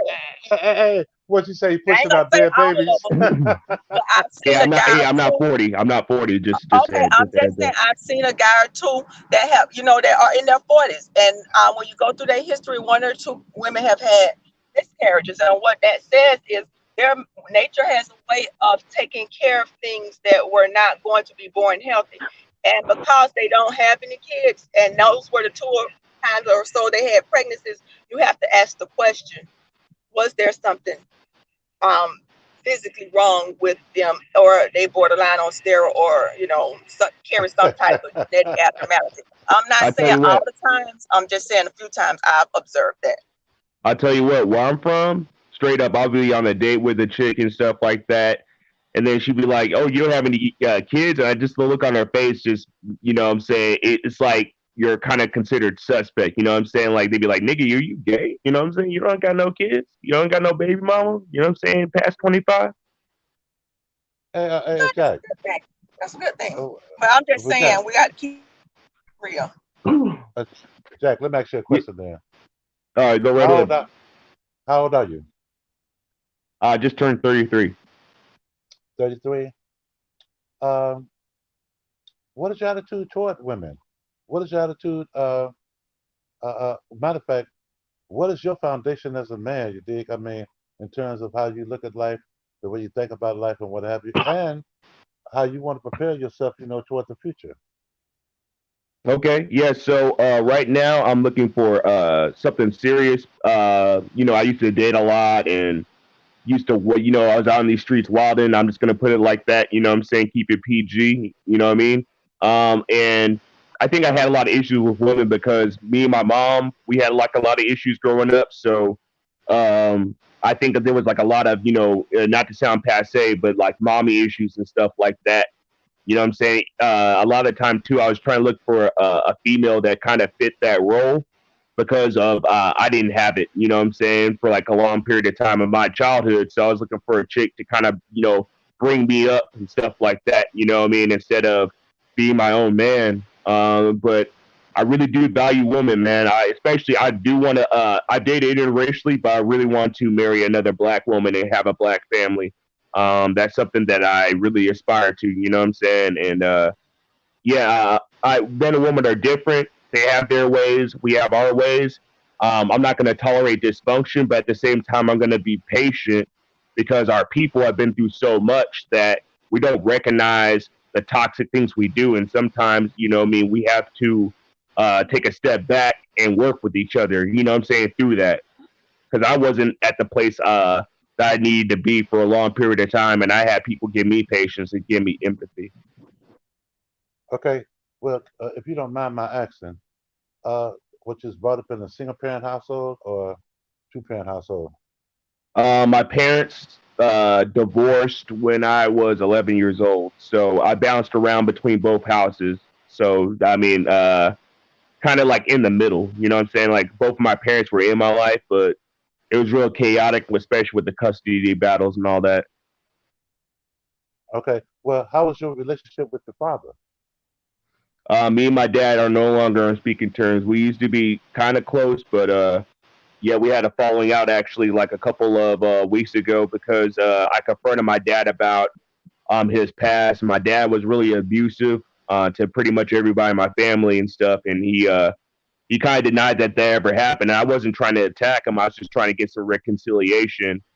And because I'm reaching the age where I want to have a family of my own, and I think accountability is really important. Uh, and my mom has been really accountable for the things that she did and the neglect that she kind of did or whatever like that. But my dad's never manned up and admitted that he's done anything wrong. And uh, to me, you know what I'm saying? That's just somebody I don't need in my life, man. You know what I mean? Real talk, because when I hang out with him, there's always just like this awkwardness in the air where um, it just makes me feel uncomfortable, to be honest, man. I feel uncomfortable around him, not because I'm afraid of him. I'm afraid of him pushing me too far. You know what I'm saying? That's just my personal opinion. Okay. Okay. Hold on. Now, the women on the panel. Yeah. Uh, Ask him. I mean, uh, what can he do to repair the relationship with his father, or is he making the right move? You understand? You think they have fell out with him because he wasn't accountable? Help me here before I answer him. Okay. I guess I never had a daddy when I was growing up. So let's get that out. But I think, and a lady was on the panel named Love Wisdom, and she summed it up good. We have to deal with our parent issues. I decided to deal with mine at 23. I actually had never met the man. So I went and met him and did it. He never reached back out to me. I was able to close that chapter of my life. I don't think family gets to abuse you because you're family. And when someone's not letting you speak your truth, that's abusive. So you can't keep that stuff inside and be healthy. So I feel like if they're not going to allow you to flourish with that, you have to deal with it some way and put it. But we cannot allow the first 18 years of our life, who our parents were, to ruin the rest of the 75% of our life. We didn't get to choose them. That's what we got. We have to deal with it. So I say deal with it, whatever capacity it is. You can have a relationship, have it. If it's not healthy, get rid of it. Maybe they can come back later and restart it. I just say Facts, deal. facts. So that's kind of where I reach to is like anybody. It could be family, friends, whatever relationship, somebody Yeah. I'm dating. If you're not giving me positive, positive attitudes or being a positive influence in my life, I don't need you around. And I love my dad. I still love him, but I can't be around him, and I can't do things with him because he's just a toxic individual, and he he brings me down to his level. You know what I'm saying? Like there's a couple of times while I was chilling with him and I was like afraid of like actually like killing the man. I'm gonna be completely Hey, honest. hey, hey, hey, hey, You know what I'm Jack, saying? Jack, Jack, just relax for a minute. You're in I the would like to comfort say zone. something. Go ahead. Wait, wait, wait, wait. You're in the comfort zone. because I asked the ladies, you understand, to speak, to what you have shared with us. Sheila, it's your turn. I would just like to say too, because when my dad came in my life, I was older when him and my mom had separated, and what I always try to do, I want to always know his side of the story. So the first thing I will always say communication, and then I know some parents they don't, when they start talking, you can hear that aggressive and stuff or whatever, not knowing just different things we want to know as a kid, the birthdays, the graduations, being there for us. So if you feel that your parent and you cannot communicate, you can still love them, but you don't have to take the abuse. And just tell them how you feel, whatever. Because some parents feel that they're the parents, they don't have to explain nothing to the child. I don't have to explain nothing. You're gonna have to deal with it. That's the past. I don't want to go back to the past. Let's start from the now, the future, but still that child still had that past in them. It's empty. That space is empty and they want to fulfill it. If it were answers to anything. So my advice would say that communication, if not, then just love them off distance. Do a phone call now and then and just let them know you love them, whatever. Because it can be abusive. Verbally abusive, it's just as bad as mentally. Facts, facts. I appreciate that, sister. Okay, now, um, you know what, Jack, we don't know the answers. You do. But let me say this. Um, Hold on 1 minute, Mr. Black. The serpent, can you show your hand? Because I got people flashing this channel. If it's you, because I don't want nobody to flash it. Just you could turn your camera on, just show your hand or a light or something. Go ahead. I'm sorry. okay, Jack, uh, uh, the title topic, you understand, was time away from nobody, right? But let me say this Mm. though. Let me ask you these couple of questions, and I'm gonna tell you how I kind of summarize it because see, I can't summarize your feelings because you feel what you're feeling, all right? But you know something? You said that okay, before your mother and father was divorced, you understand?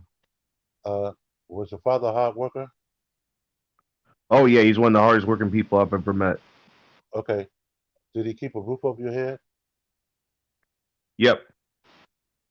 Did he provide you clothing and food? Put food in your stomach and shoes on your feet and clothes on your back? Yeah. Of course. Okay. Uh, was he good at that? Yeah. Uh, and while he was doing that, did you love him?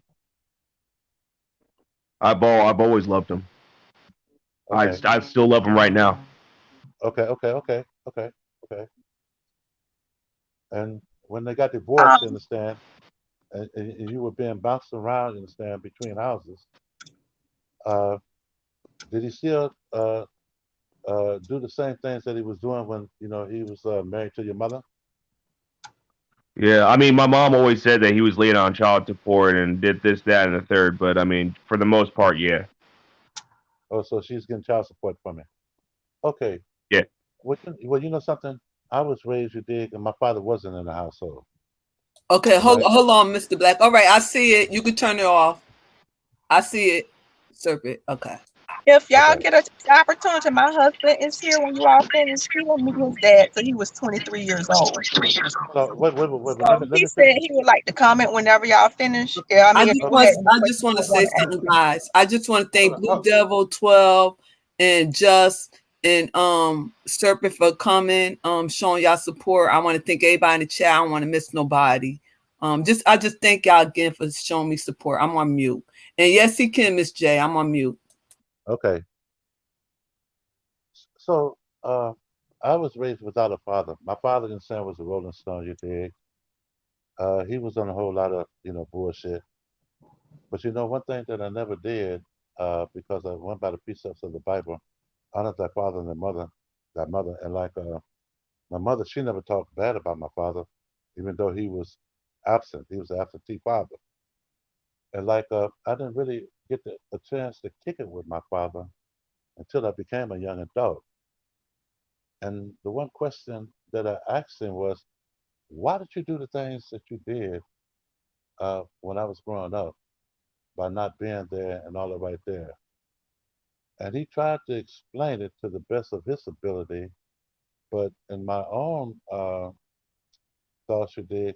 Once he explained it, I said, okay, uh, he said you did because he got caught up in life doing this and got caught up, in life doing that and what have you, okay?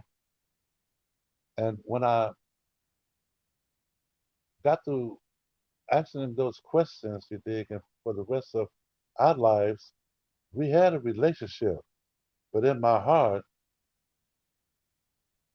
I told myself I would be a better man than my father was, okay? And I wasn't gonna hold it against him, for the things that he didn't do. But I did, tell myself that I was gonna be a better man regarding the things that I could do. And yeah, something, what you put before us, you dig, is a standard of accountability. And that's a good thing. But if nothing else, y'all may not be speaking now. You may be feeling some kind of way now, but you got to also be accountable yourself.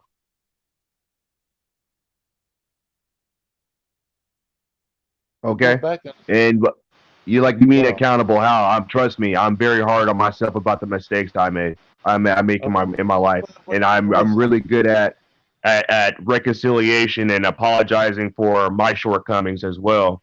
And it's to a point where I don't know why it's so hard for other people to like get wrapped up in their ego and their pride and not admit when they do something wrong, when they hurt people, and do this, that, and the third. I think it's like a basic human thing. I don't, what I mean, that any decent human being would be able to do, but it just Every seems human. like a lot of people just don't have that, and that's one of the reasons our community is in the state that it is right now. We got just because you have two parents in the household doesn't mean you don't have a broken home. You know what I'm saying? Every okay, hey, human ain't decent. That's what I have to remind myself of. And it was this one book, and some people I've been reading it for over 20 years. It's called In the Meantime, Finding Yourself and the Love You Want. It was a really good book. Some people may like this lady, and some people may not. Iyanla Van Zant wrote it Van Zandt, over yeah, 20 years I, ago, and I it read was a it. good read. I read the book. Matter of fact, I read all the books when she first came out. But Yeah, let me yeah, just yeah. Hold on, let me. Mr. Black. I would like for Serpent. He was quietly. Will you like to say something, Serpent? Yeah, I would like to say something. I got a lot on my chest. First I want to say how's everybody doing? You We're doing all know, right. Hey, um, yeah. So I do have an issue with something, and I'm a young man. I'm 22. I do get shamed for this, but I would like to share this with y'all. But I took a whole year off from everybody, from everything. What I'm saying, to myself to heal myself because I didn't want to damage nobody out here because I've been damaged a lot and I've been through a lot of traumatic situations that really affected me during my teenage years.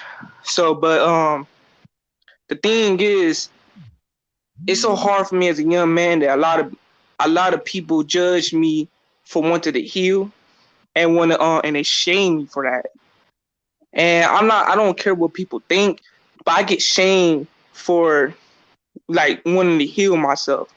Like, yeah, I already got my professional help, therapy, none of that stuff. But like the thing is, it's crazy that I had men that really looked at me crazy and like sideways because I took a year off to myself to for solitude reasons. Hey, Because brother, go ahead, go ahead. what's up? I was So just gonna say, because like, commend you for doing that, man, and it's really honorable. And those people are trash, man. I tell you what, I did the same exact thing, man. And much love and respect for you, man. I'm older than you, but Hmm. you have a good head on your shoulders, man. And instead of doing toxic things and taking out that pain on somebody else, it is completely admirable, brother, that you did efforts to find, productive ways to heal yourself, brother. And I went through a lot too as a teenager, so I know how it is, brother. So keep on going, bro. But you got all my love and respect, bro. Hey, Thank you, bro. I appreciate it. hey, finish finish telling us, your story. I'm gonna come back to Um, you though, Jack, because I got to touch on that accountability thing. But go on, brother. okay, so yeah, Mr. Black. With me personally, the reason why I chose to heal, man, because I never want to damage the next person. I did enough damage in my past, and I'm not proud of it. Even though I was damaged by my own family, because most of my issues came from family situations. I've been homeless before. I don't like to put out my personal business. Um, they got shot one by one, my family members. Protecting my niece. And a lot of people misunderstood me and a lot of things, And I don't like putting my personal business out there, but the thing is, it's crazy that like Mr. Jack says that he thanked me and honored me. That I as a young man, a lot of older men look at me something wrong with me. Like for example, like I took a break just from everything, just from women, everything. I don't have no issue with females, nothing like that. You know what I'm saying? I didn't have sex a whole year because I just want to focus on myself. I want to make sure I was okay. You know what I'm saying? Yeah. I never want to see myself damage the next girl just because I was damaged. And a lot of there's a lot of men out here on these platforms teaching young men to have sex with multiple girls and stuff, but you never talk about the void behind that. You don't talk about the emptiness behind that. You know what I'm Big saying? facts, So big facts. A so lot of people can't stand to mhm, stand still and be with their own thoughts and address their issues. So they always moving through life and they're always surrounding themselves with people with noise because they really don't want to deal with their stuff. And as long as they moving and got this noise going, they don't have to deal with it. They use people, they use drugs, they use excitement to keep from addressing their issues. Anybody that come off with a talking point like that to you is a red flag that they are not the people you want in your inner space, and cut them off, mhm. cut them out, throw them away. And you have to daily, I commend you for the year off, but you have to daily start reprogramming and meditate and put stuff in your mind positive. Joyce Myers says, and I pick up a little bit from here and there, your mind is a Okay. battlefield, and we have to actively choose what we put in it and what we let remain in it. And every day we have to put positive stuff, whether it's a meditation, a Bible quote, a positive quote, or whatever, and put positive stuff in your mind until it becomes like muscle memory and it remains there. So you're going to have to actively put stuff in there and actively throw out the crap those people try to throw at you out. Okay, hold on. Wait a minute. Wait a It, minute. it, Mr. and Black, can I say I was something, go- guys? I was Wait a I also minute. just going to want to say, say, brother, I'm glad you recognize the emptiness behind that. Especially men, what I'm saying, we have a double standard. Of course, females can't have a high body count, but we got to have a high body count. And I think a lot of it is uh, us as men, what I'm saying, getting a woman is a conquest. So it gets our mind off of our shortcomings, man. And real talk, bro, like I did the same thing. I kid you not, man. I'm gonna keep this PG, but every other female that I had, sexual relations with, I caught myself saying I love you in the middle of it, just because I could tell it was issues with my mom, and maybe she didn't say it enough, or maybe she didn't give me that nurturing and that love. So in that moment, I was trying to get that from them. You know what I'm saying? Like a complete stranger, yeah. just tell them that, because I just wanted to feel something. You know what I'm saying? There was so much emptiness. I just wanted to feel something. Okay, can I say something real quick? Go ahead. Okay. Uh, what is the young brother's name? You say Sniper? Yeah, I call him Young Blood. It's Serpent. Yeah, Okay. Serpent. I call him Okay. Hey, check this out. You, it's a courageous thing to admit you did that. You understand, were confronted by issues you did that was very damaging. And what I'm interested in now is, uh, I, you didn't tell everything, but what was your healing process? My see I used to be a hothead. I was like I had a hot head, so I had to have anger management, and me, I had to calm myself down because simple fact, like back then, I was a hottie, that I like to call myself. Like I was hard headed hottie. I didn't want to listen to nobody because you know a lot of my families, they I don't drink or smoke, but like I had to grow up faster than most my own peers within my family. So because the simple fact that I took a lot of responsibilities at a very young age. Okay. So like for example, my mom kicked me out at 12 years old. You know what I'm saying? And I graduated high school at 17 years old. You know, so thing is, um, I had a lot of family members that was jealous and envy me, and it used to be a lot of fights. So I used to got in a lot of physical fight within my family members, and then my own family members. One of my aunties, told me that I needed help. Even when my ex girlfriend told me I needed help because I was a hothead. Every time a person tried to be disrespectful, like I wouldn't let them talk. I just straight fight. You know what I'm saying? Physically, because I had so much anger inside.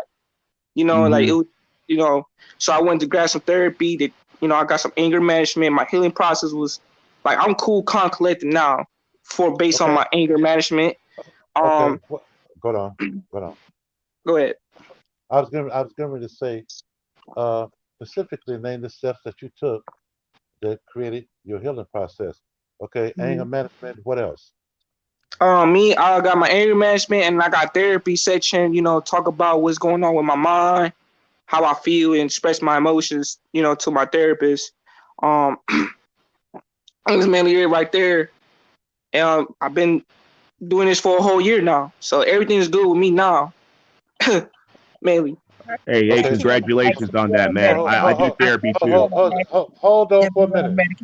Hold on. Hold on for a minute. So, how do you control your anger now? How I control my anger now? Yeah. Well, how I did it was the way how the process was for me. It was a little tough.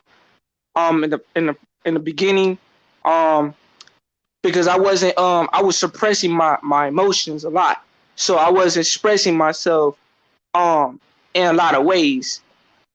So my therapist helped me out to express myself. Write how I feel in my journal, because I'm a writer.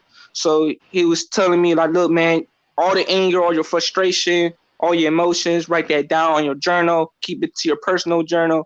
Write that down, and then he says to me, express everything. If you feel like you got to be angry, grab a pillow, punch the pillow, or something, or go outside, take a walk and stuff. Like little small things like that help me.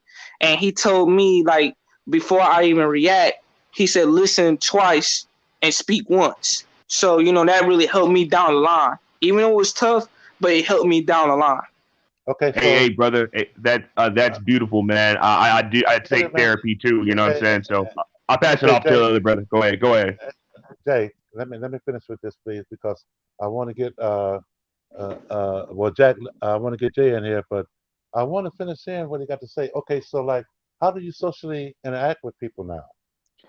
Well, with me personally, I'm an introverted, so I always been the quiet, reserved type individual. I'm not a person who like to socialize myself with a lot of people. you Okay. know. So that's just me. So like I'm an introverted. I always been this way. So, but like me, I always consider myself anti-social because I like in my personal life I don't like to be around a lot of people. I don't like to be around the crowd. I just don't like it. It's not my lifestyle. So I like to stay quiet and stay to myself most time. Okay. How many friends do you have? Oh man, I don't have a circle, bro. You know, I don't do that. Women, you don't have no friends? No, no friends. Hey man, hey, Uh, hey, don't feel like that's weird, man. Real talk. I didn't have friends for a whole minute for like about 2 years and stuff like that. Because I come to find out all my so-called friends, man, were like didn't have my best interest, man. You know what I'm saying? So here's a little thing about me.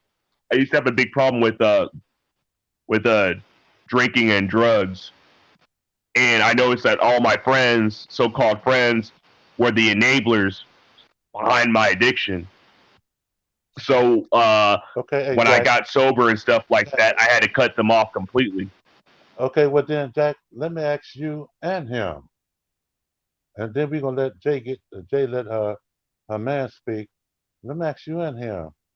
So, who do you go to and talk to when something is on your mind and you just, use someone as a sounding board? Do you have someone that you talk to, Jack? Do you have someone that you talk to, Sniper? Okay, so for me Well, myself oh, personally is Okay. what's it called? I talk to my moms. We have a good relationship now.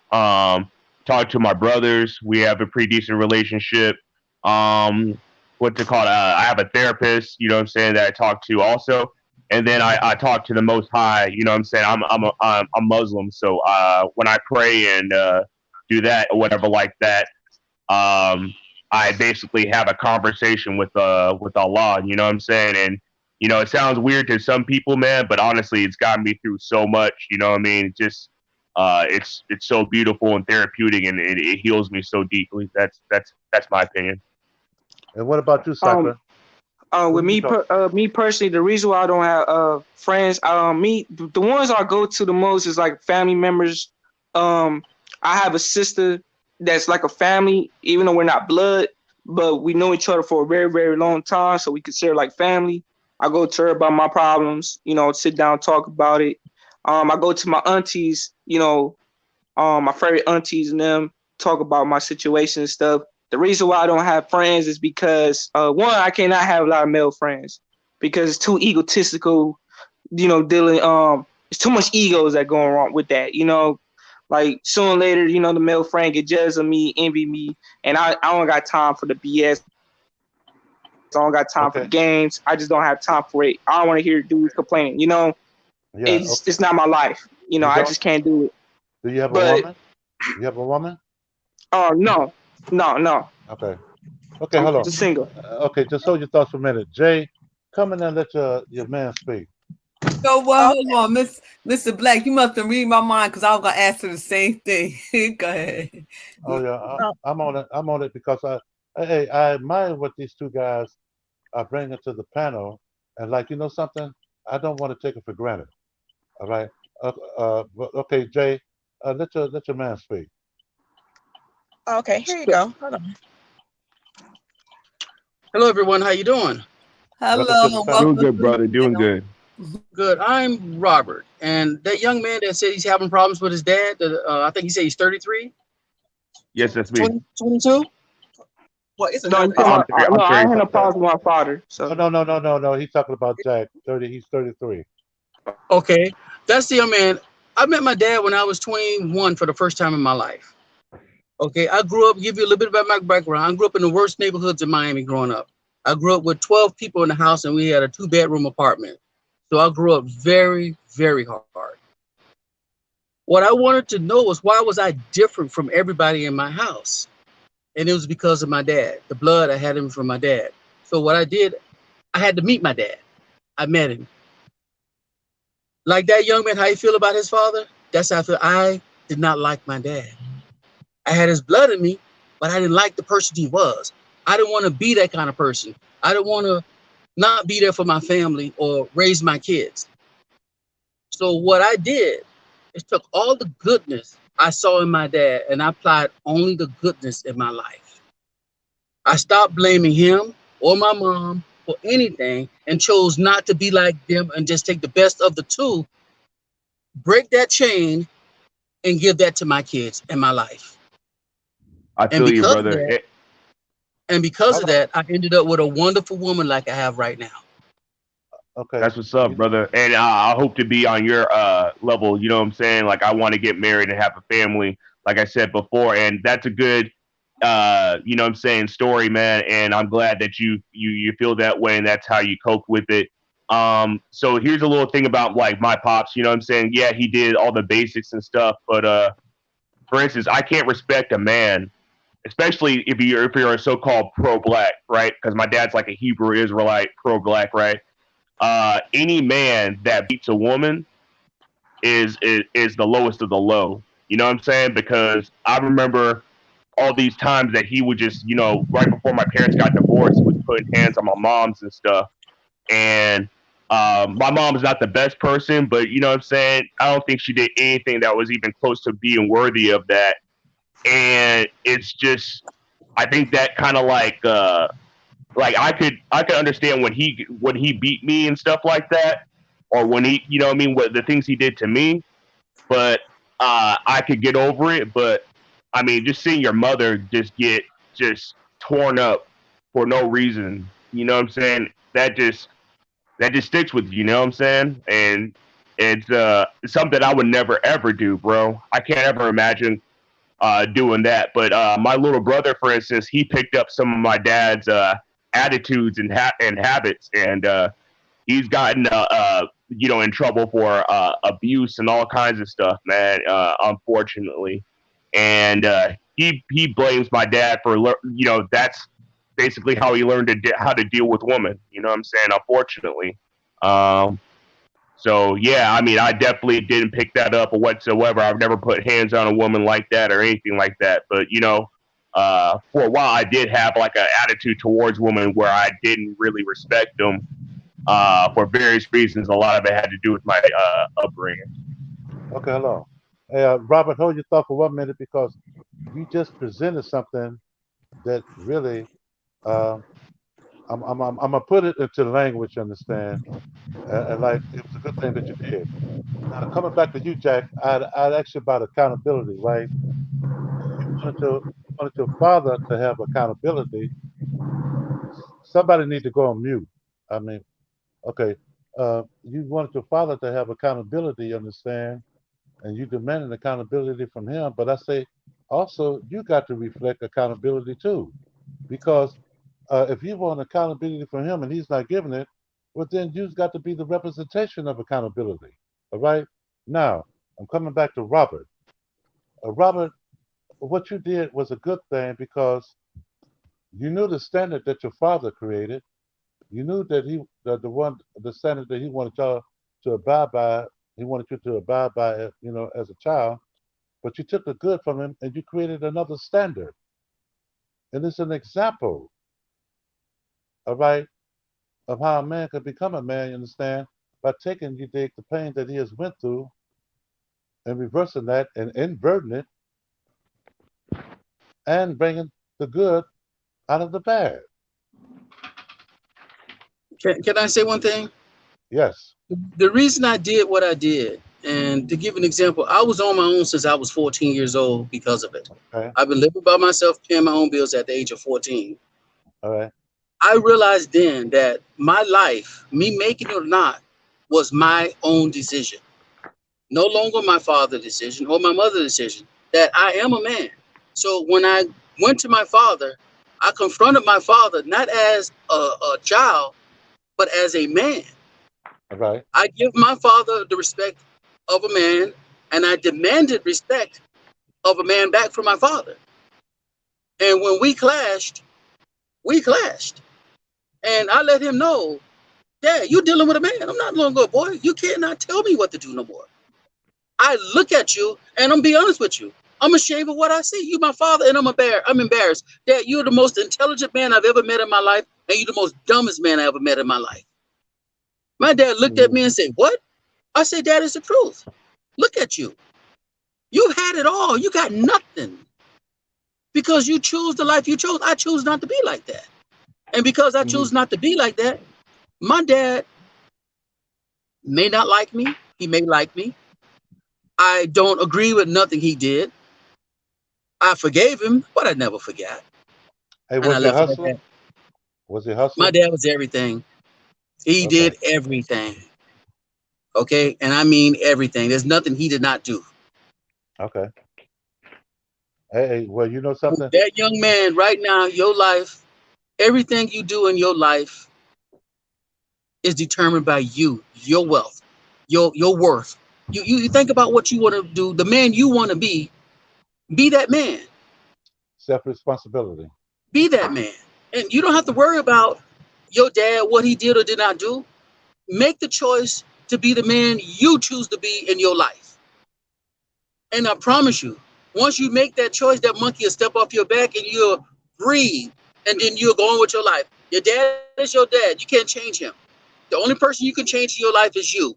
As far as your little brother, show your little brother by example the way you live your life, how a man's supposed to be, not his father. And I promise you, once he see how happy you are, he'll follow your lead I by feel you, brother. example.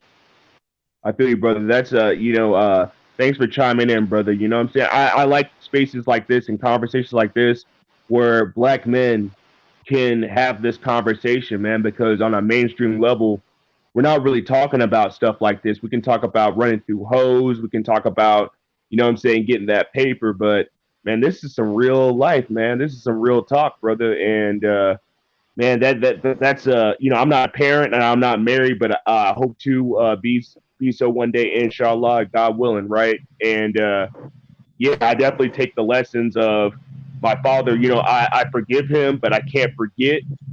But Yes, I definitely will, like, when I have children, man, I'll be a different and a better man because of these experiences, hands down. exactly. It makes you strong, not weak. It makes you strong. And that's what men do. We take our experiences in life and become strong and pass those along to our kids. And that's how we live forever through our kids, our teachings. Okay, guys, I'm passing it back over Facts. to my wife. I got to drive. Hey, thank you for the input. Thank you for your input, and for your wisdom. And we appreciate you for coming on the panel. Yeah. Can I say something? Yes. Yeah. Go on. You So got it. all right. So see me, I never met my father. I recently just found out my father dead. Last year, October 23rd. I was born out of prostitution. My mom is a lady of the night, and I'm not despising my mom here, nothing like that. Um, I was raised differently growing up, so there was a lot of chaos and dysfunction. But my dad was trying to get me a abortion when I was in my mama's belly. So, Wow. but yeah, so the thing is, I never met my father day in my life. I'm from originally from the Caribbeans, so I never met my father. The only one who was there for me from my father's side was my grandfather. You know, and he passed away uh not too long ago. So I never had a chance to see my grandfather and my father. When I came back to the islands, back in '07 with me and my mom, you know, uh, my mom told my dad that I was there, and I was there at the islands for 2 weeks. I remember this. I was a kid, back in '07, and while I was there 2 weeks, my dad never showed up. Never showed up. You Can I know, tell you something go ahead. about your upbringing being in prostitution?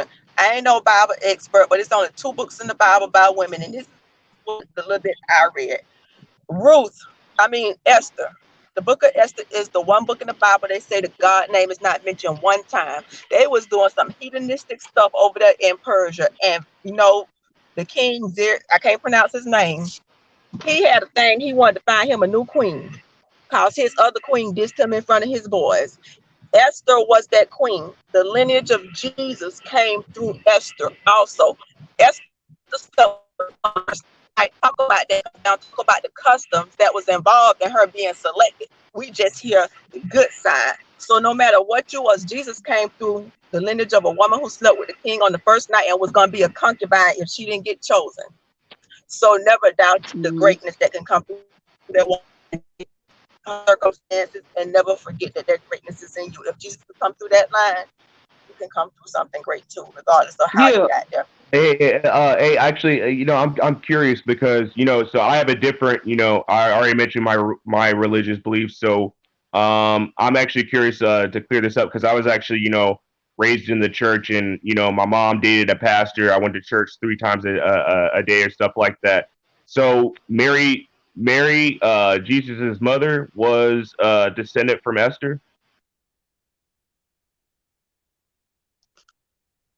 I was gonna Uh, say something. I well, have put well, my well, well, phone well, on mute and it's well, Android. well, But yeah, from my understanding, the lineage came down through Esther. And she the one who Okay. saved all the Jewish people from being killed when they wanted to do that. But truth be told, she probably would have been considered nothing. If she would have got picked by the king, she would have just been another hoe. But even with well, all of that stuff that was going on in Persia and all that hedonism they was doing over there in Persia, because there was some screwing people, but they don't talk about that part of it. They only talk about the other part. But even within it, and I think they say in the book of Esther, God name one mentioned one time, but I think they said illustrate the concept of providence. Well, he was working in the background, even though it didn't appear like it, for his okay. thing, for his goodness to be fulfilled. And don't never forget that you can be just as great. Now, I don't know what your religion is, and I'm sure every religion has something like this here or something greater. You can count to a person who came up through bad circumstances and still achieved greatness. Uh, So can I say something? Like with me, Yes. I have a interesting background. So like like I did tell y'all, my mom is a lady of the night. I have a profound relationship with my mom, and as much she took care of me, caressed me, and gave me a lot of wisdom and knowledge with life. I thank my mom for a lot of things. You know what I'm saying? Because me and her call each other royal. Because I come from like a royalty background. Like it's interesting. So the thing is, uh, my mom did some things in my past, but I didn't understand as a kid. Like I did tell you, I mentioned here that my mom kicked me out at 12 years old. somebody had to You go on know, mute. oh, so but I never hated my mom. At that time, I was a kid, and it was so unpredictable for me that at 12 years old, my mom came up to me that it was time for me to leave, and I got kicked out. But yeah, of course, I was angry. I was hurt. I ain't had no survival skills, nothing like that. But fast forward until I was 16 years old, I was a year and a half before my graduation. About to graduate from high school. Uh, my mom. One time I confronted my mom and sat down with her, and I asked my mom who she was as a woman, because during that time period, I never want to hate my mom for what she did to me. You know what I'm saying? When I finally sit down with my mom and had that conversation and her side of the story and her background, why she did what she did, I finally understand now, and I forgave my mom for a lot of things.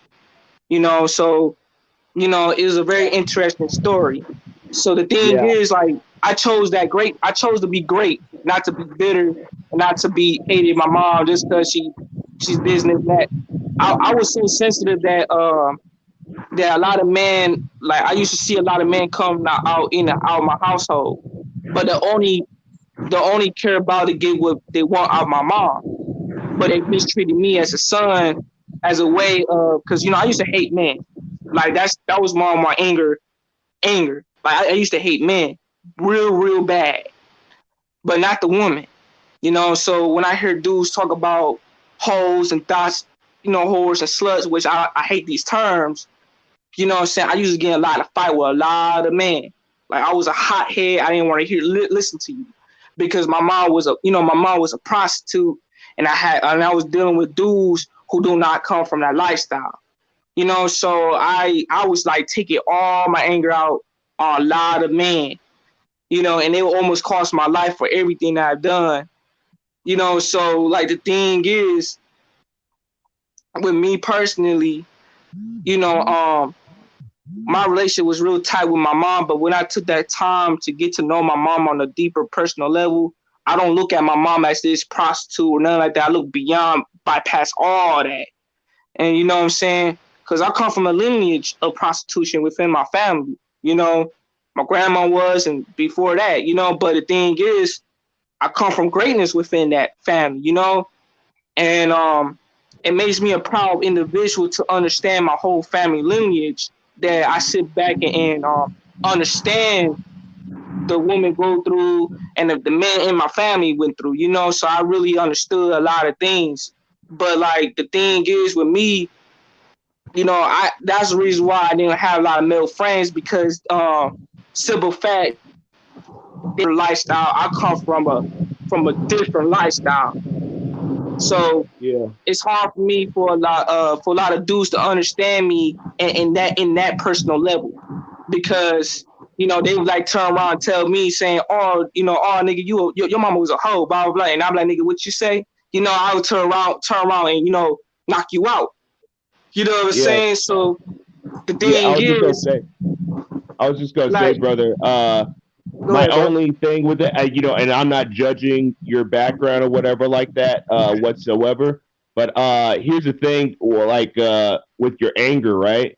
To be honest, if you accept that lifestyle, then you shouldn't get upset about, like, you know what I'm saying, like, you know, no offense, but them calling, you know, your mom a hoe, if that's what she does, and it's a disparaging term. Don't get me wrong. I wouldn't want my mom, regardless of what she did, to be called that or whatever like that. But like, no offense, it comes with it. You know, it comes with the territory. You know what I'm saying? And you letting yourself get angry over them calling her that Yeah, is but like, you know, stupid. You know what I'm saying? Like, but and I'm not saying you're stupid, I'm but not a you know, I man. understand why you would get Hold upset. But on, hold on. Check this out.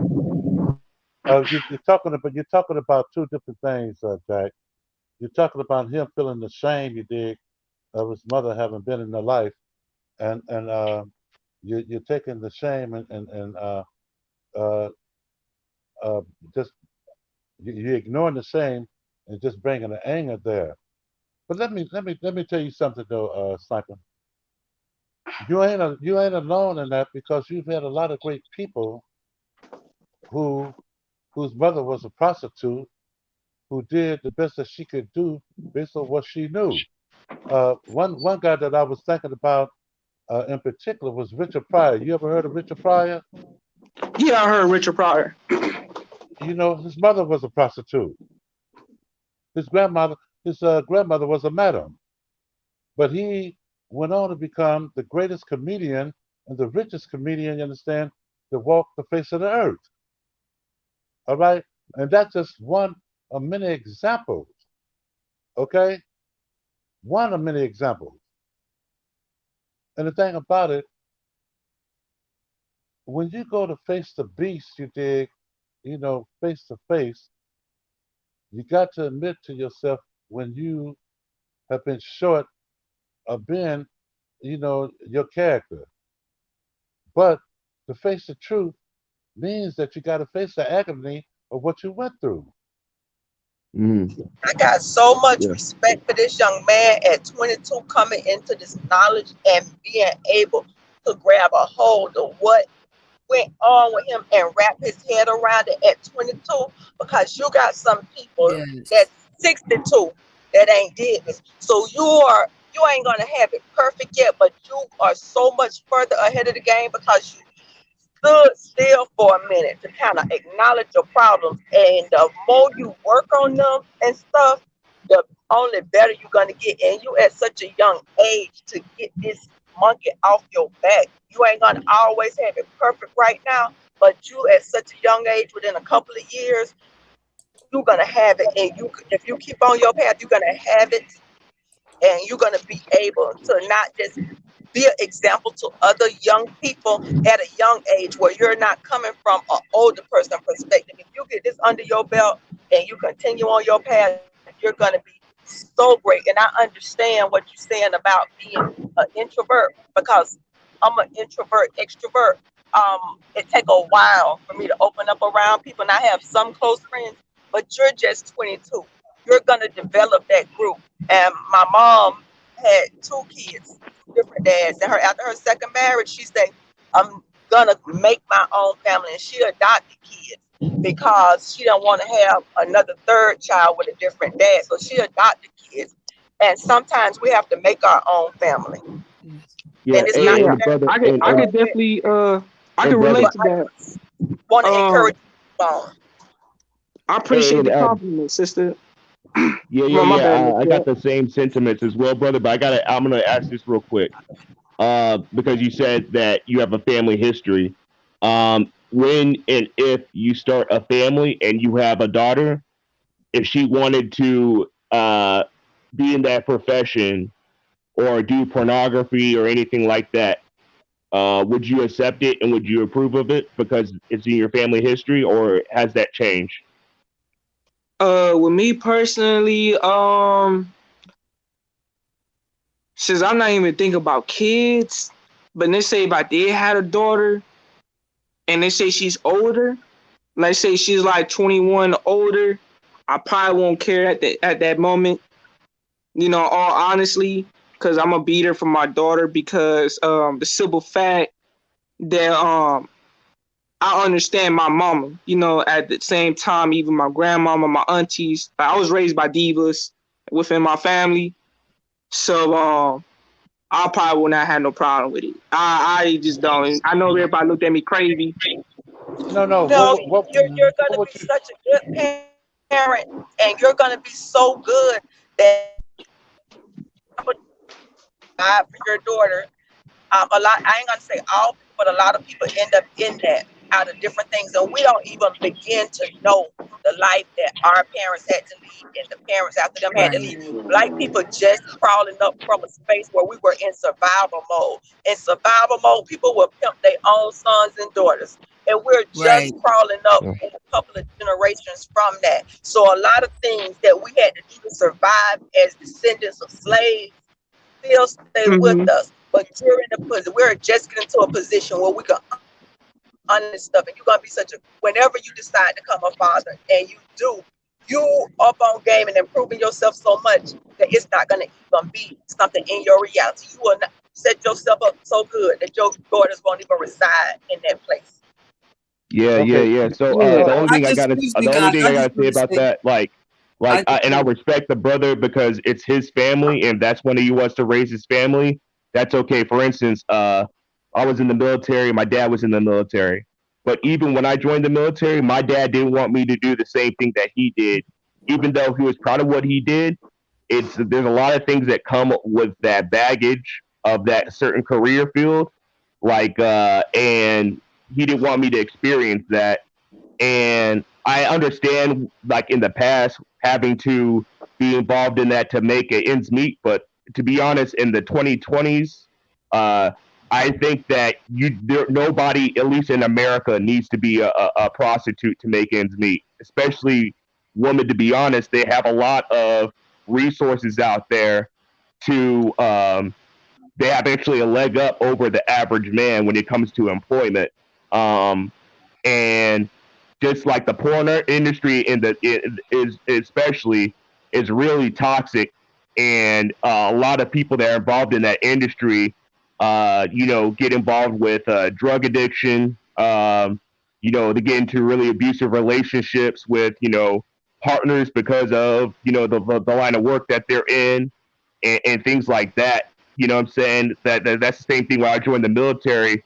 My dad was just like, "Hey, don't do this job," even though I did it because alcoholism, PTSD, and all that stuff comes all with the territory. So he was looking out for me. You know what I'm saying? In that aspect, that's the only pushback that I have to that, but you know brother. But what's I mean, that? You must have not been keeping up with the politicians, because they're trying to make prostitution legalized. And then you got Yeah. to realize too, I thank you, Young Blood, for coming on the panel, because every time you come on my panel, you always speak from your heart. And that's what I always say, you know what, that's what's all about. When I want my panel, I want us to just be yourself, you know, and speak from your heart. Because being you young, you went through a lot. And I'm a spiritual woman. The Bible said that to guard your heart, because out of it come the issue of life. And that's what you had did. God had guard your life, because all that stuff you had been through and the wisdom you have at your age, that's a blessing. There ain't nothing but the grace of God had kept you and covered you. Even your mother being aloof, like you said, people are calling that, knowing I know my mother is, but when somebody call my mother that, that's still hurtful. Mm-hmm. Okay. Okay. And I just Like, go ahead. So hold on. no, I was Now, going to say this too. Oh, my bad, Mr. Black. I don't mean to interrupt. Go ahead, Mr. Black. now, okay. What I was going to do is just stand, Sheila. I've grown slightly tired, and like I want people to make the last statements, but I'm gonna say this. I'm gonna put this out in the air. I've seen a lot of things in life. I've done a lot of things in life. Sold drugs, robbed people, the whole 9 yards. Okay, and like when I come on these panels, you understand, I come with an offering of wisdom and knowledge, and gain.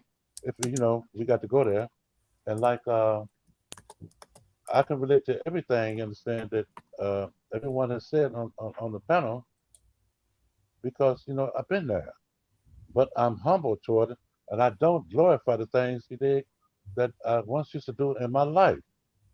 Okay, um, it takes integrity, you understand, and realness, you dig, to come into a place where you don't know anyone and you share and tell your story.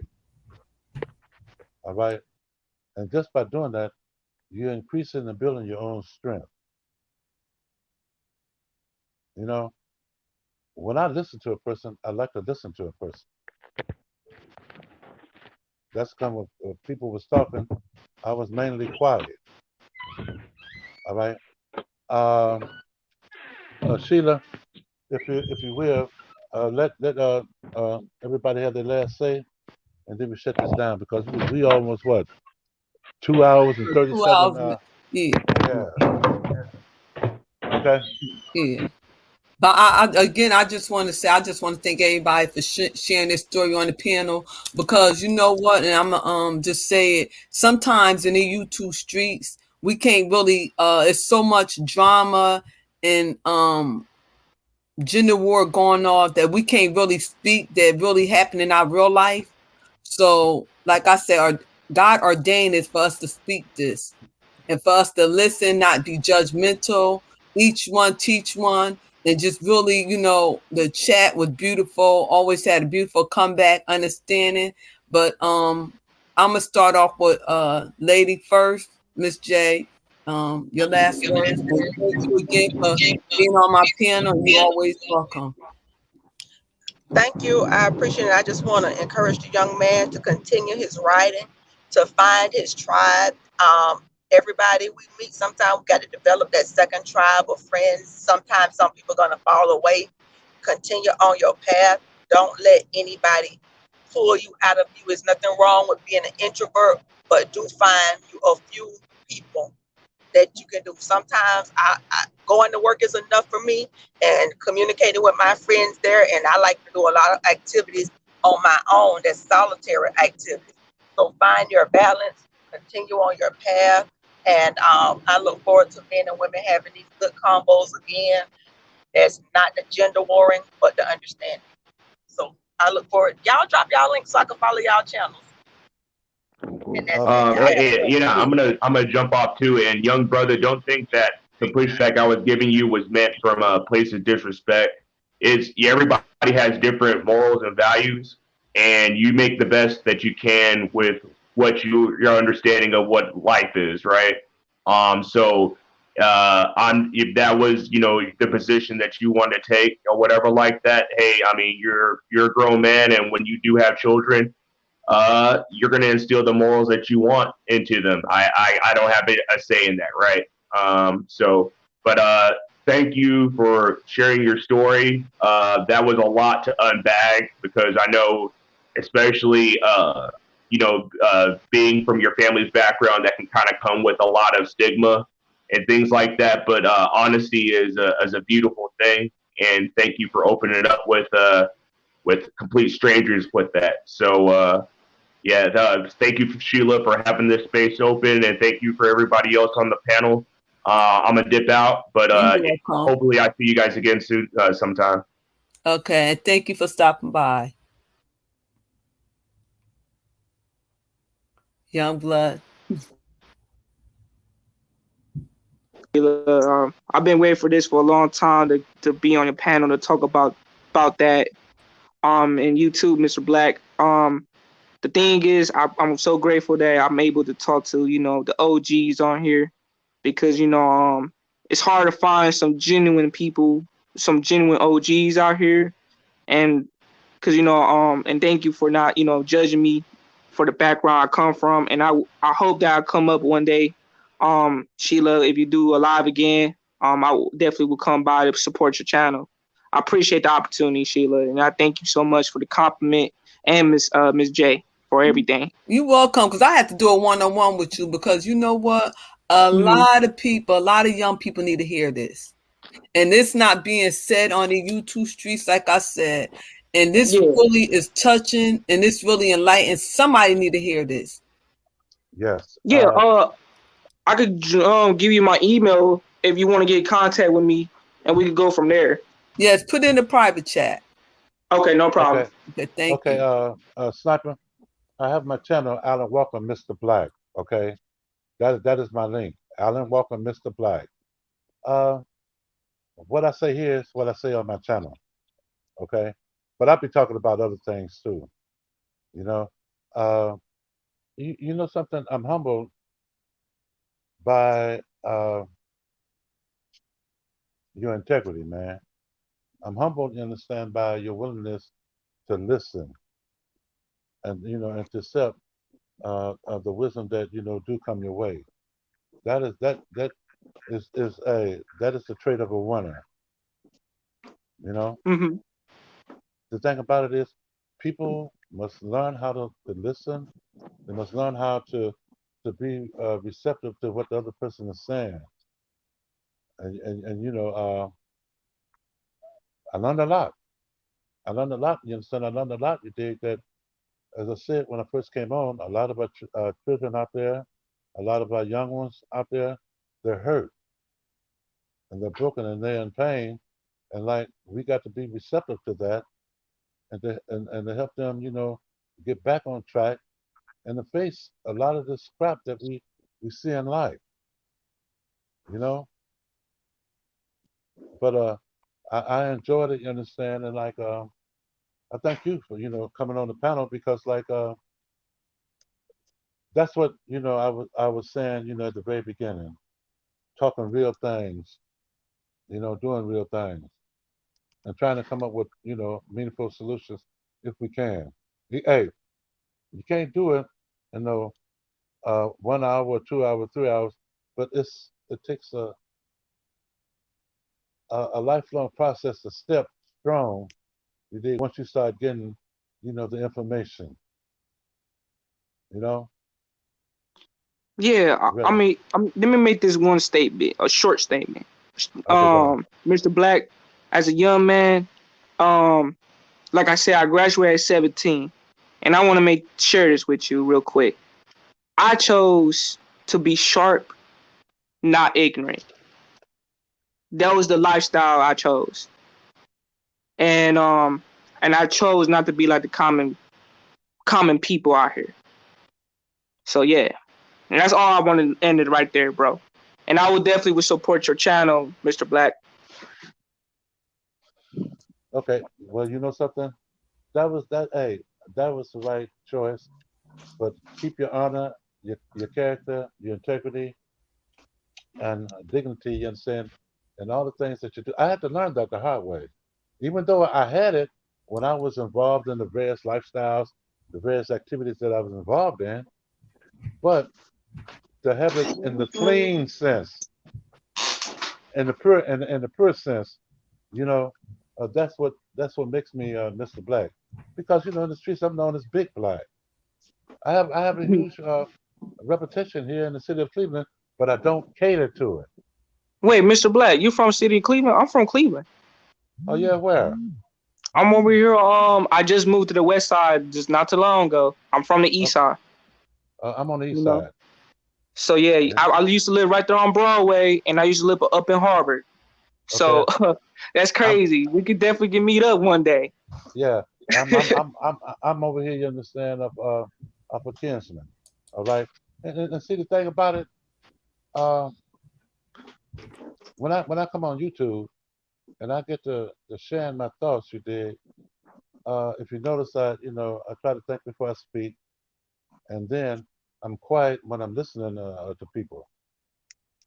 You know, I want you to get your story out, because when you get your story out, it's the best way of learning how to help you. You know. Yeah. Hey. You know what, Mr. Black? We should definitely meet up since we from the city of Cleveland, man. I never thought you from Cleveland, so Yeah. I would love to have that with you, man, on a one-on-one. Like take you out something, man. We know we could sit down and talk, and Uh. and do Hey, some things hey, from there. hey, check this out. Right. Do you know how many friends understand that want to take me out? You dig and have the talk. All right. I'm talking about. Hey, look. I still have a lot of friends that's still in the game. All right. Hmm. My nephews are still in the game. I'm just out of the game because I'm on that path of righteousness. You dig, to bring truth. To young guys like yourself. Hey, keep on coming back and stand to the panel, and we'll connect. Okay. Okay, no Uh, problem. I'm a certain. On that note, I am going to shut this down, Sheila, and Yes. like I'm gonna get up here. Hey, Yeah. damn it, it's 10 o'clock, 10:28. You think we started this at Two what? hours and 47 minutes. Yeah, And I yeah, want to thank everybody for y'all support in the chat. I thank y'all for holding me down. I thank all the ones on the panel with y'all beautiful stories. And I mean, it was beautiful. This is real but, talk, grown people talk, real issue with real people and solving real problems, hearing it. yeah. All right, y'all. I'm gonna let you guys go. It Okay. was nice Okay. seeing y'all. All right, Sheila, hit me up. I already Okay. send you my email. I have Okay. your email. All Hey, right, no salute, problem. All right. sniper. Okay. All right, no Be All right problem. then. All right. okay. I'm Everybody be gone. blessed. All right. Bye bye.